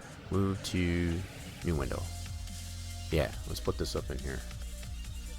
So James just tweeted this out as far as the, holy mackerel, that looks fantastic. Message center, is this one of the layouts? I don't remember them having that. Interesting. That's new. Yeah, so some of these slogans and stuff, I remember the Noble, that's for sure. The only thing that I noticed on this one here, like I said, is just the darkness of the wheels. And I'm sure this is probably just a lighting issue of the render. Yeah, maybe with tweaks. On the LED trailer, that's what the LED trailer says. This is not the LED trailer though. I guess that's what you're considering, I guess, for that. I guess I get you though. That makes sense. Looks pretty good though. That's pretty awesome. I'm actually gonna go ahead and retweet that. Let's retweet that. Oh yeah. Retweet that bad boy. I was gonna do it with a comment, but that's fine.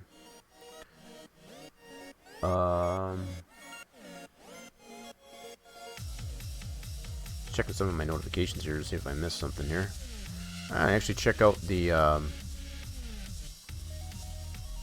see what's going on my tweets here and check out my tweets. So there's my retweet. Yep. So if you haven't, some of y'all that might necessarily be lurking in the chat, if you haven't checked out the socials, we do post on the Twitter on the tweeters quite often. So I'll put that out there. I know the bot may not have necessarily already mentioned it, but yeah, follow me on the tweeters. I'll put information out there like retweets of Racer James there, and yeah, you can check that out. The Discord, the tweeters, and the Spline Design Studios Facebook group page. I guess I did already put it out there. I just noticed that. Cool. I'm putting it out there again. Sorry, bot. I didn't mean to. Alright, so what I want to consider at this point is I want to adjust that texture. So let's look at. We kind of did overview that, I guess, a little bit previously, but I want to take a really closer look at this now. So the TSD paint, which is, this will probably be one of the last things that I'll do, just to tweak this out a little bit. Where's the TSD paint? Should be in alphabetic order. Why do I keep losing that doggone thing? Where the... Oh, there it is. Right there. I was going to say, it's got to be in there somewhere. Alright, so we're going to go ahead and open this up with Winmap 2. And that should be... Yep, we're in our track edit directory, but I want to go to the main track folder, not the track mat. For starters, switch TSD paint. There's that one. Now if we look at the, and like I said, I already kind of showed this already, but yeah, so they're both in both the same orientation, so it shouldn't be all that much different other than to change this to a 3 on the mapping for the TSD paint. If I was to use this one, change the mapping to a 3 and save it as TSD paint, I could probably get away with doing that. And probably put it to a priority of 4 or 2, not a big deal. Alright, so just looking at it. So let's do this. We're going to change this. And I'm not going to step on the one that's in the track mat. I want to keep that one. But I'm going to change this to a 3. Keep that at a priority of 4. And I'm going to save over this one that's in the root thing. So do save as. Yeah, like I said, I don't want to save it to the track mat. I want to save it here. I want to save it TSD paint, which is right here. Okay, so that should have saved. Let's verify.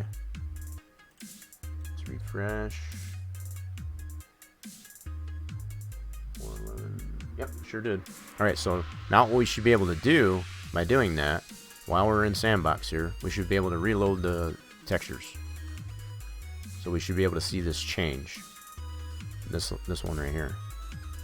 That may or may not work on this, and I know it works on the F sections, but I'm not sure if it does on the TSD. So this will be a verification of that. So let's go to any F section, doesn't matter which. Let's see if I can leave the camera view up here like this. And you got this option here to reload MIPS. So if I apply this like so. Yeah, see that only works on the F section, that's what I thought. So I'm going to have to close this and reopen it to get the TSD, I guess, to change. That's the confirmation I guess I needed. So this reload MIPS will only work on your F and W sections, for example, as far as your geometric splines. So what I'll need to do is do a new and reopen this. And I need to open up timing lines, track timing lines B. Okay, and now that texture should have changed. That's what I want to confirm here. Yep, there's our new texture. That looks a hell of a lot better. Yeah, it matches up so much nicer, I guess, with our painted lines now. As opposed to being kind of bland, I guess, on that. I know that was kind of a generic placeholder that we had there. Yeah, it looks a lot better. I'm digging that. Alright, let's go over here. Check all these out now. Yeah, I like that a lot. Yeah, I think that TSD paint that we were using was just kind of blah. So we can even check them on here on Pit Road. Yep, that's the same texture. I think that turned out pretty good. That matches a lot better 1-to-1, I guess, as far as those lines and the ones that are painted geometric lines. fantastic. All right, so that's the two changes we made. All our PTF changes. They had the new timing lines, the adjustments, as well as just the texture of the TSD paint. That's really all we did, and it changed the dynamic of this track tremendously, in my perfect opinion. Let's go over here on the pit exit here.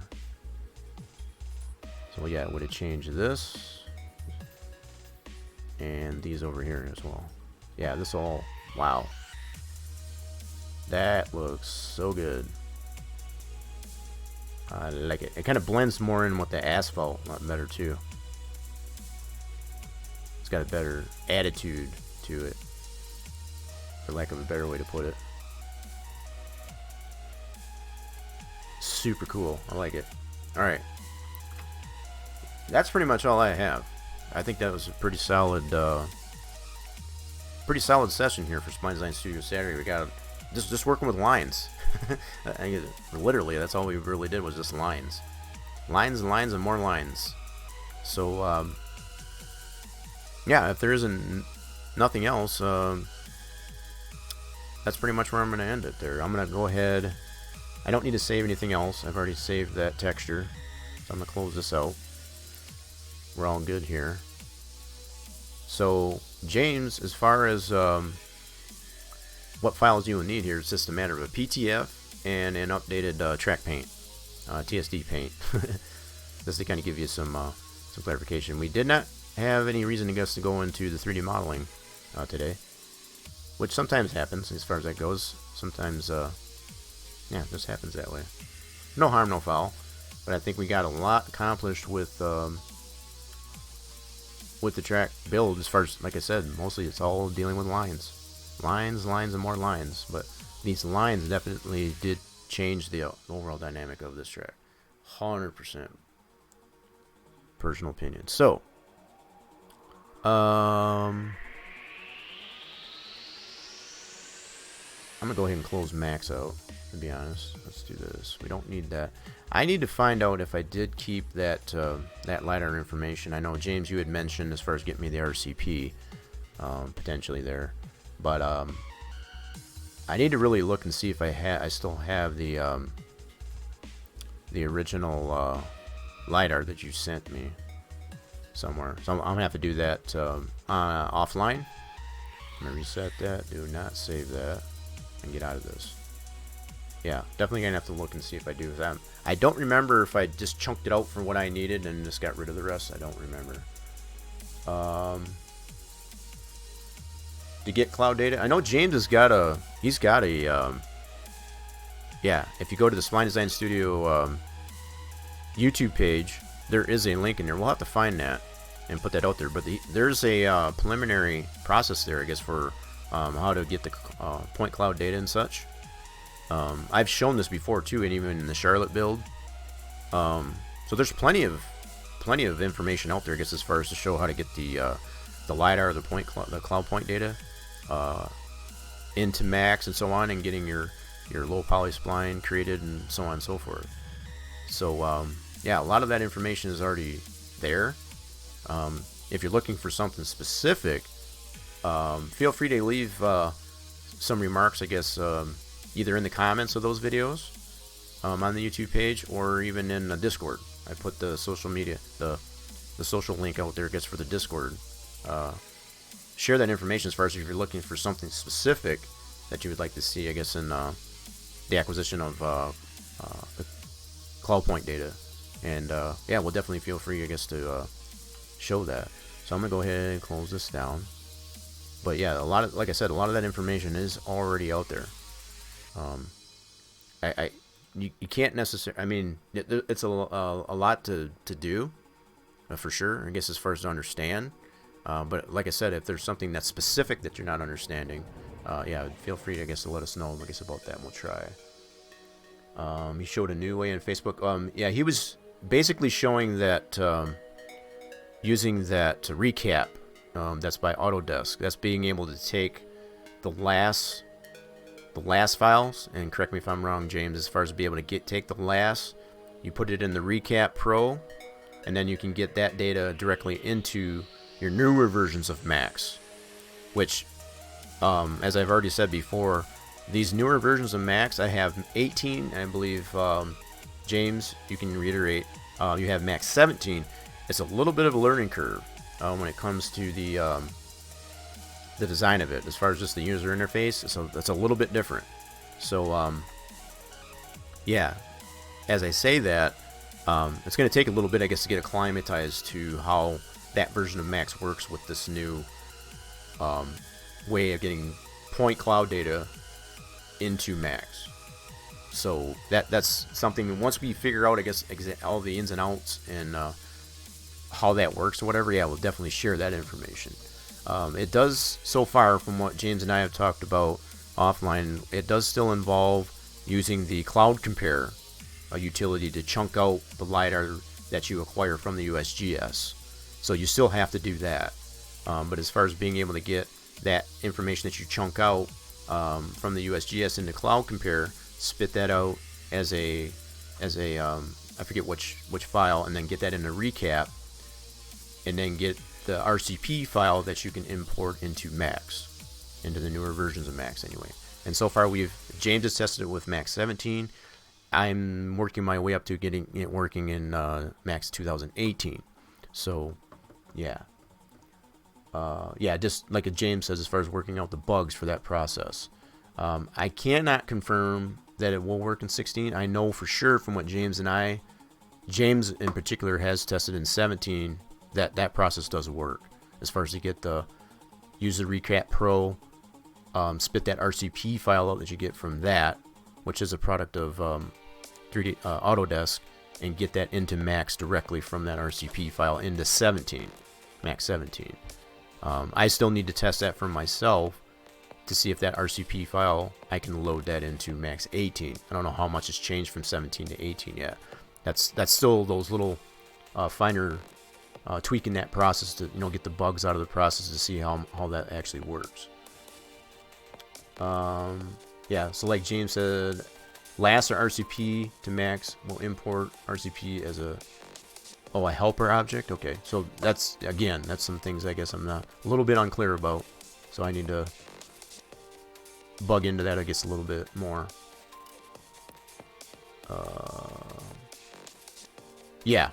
Like James said, there is a lot to type there. I know, James, whatever you've shared so far, that's probably where Torch is getting that information, I guess, as far as how to do that.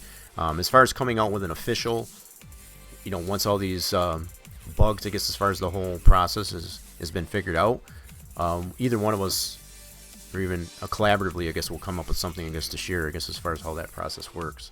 But like I said, what still seems to be required is to still use the Cloud Compare application to chunk out that information from the information that you acquire from USGS website.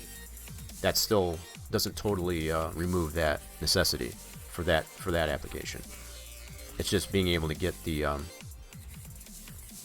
that chunked out information from there into an RCP, and then directly as point cloud data into Max. So yeah, we'll have more information on that as we gather it, and definitely share that information once it becomes apparent and available.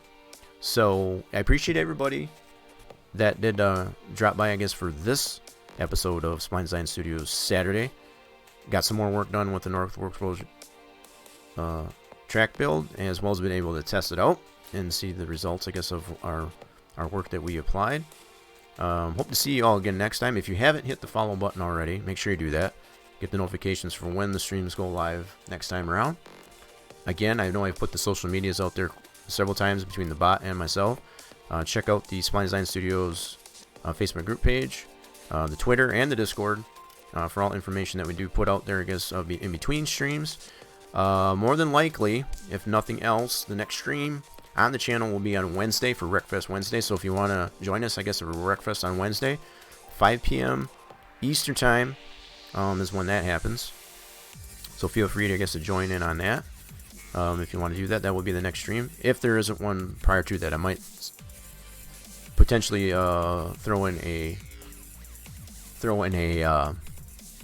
bonus stream in there. So be on the lookout for that.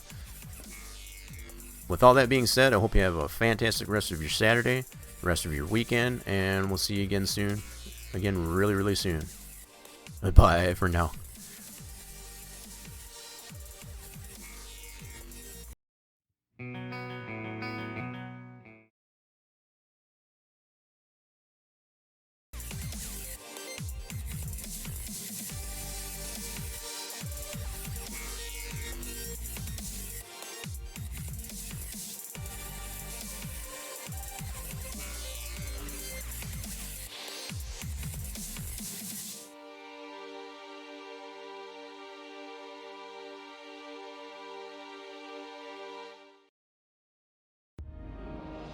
This Easter Sunday, live from the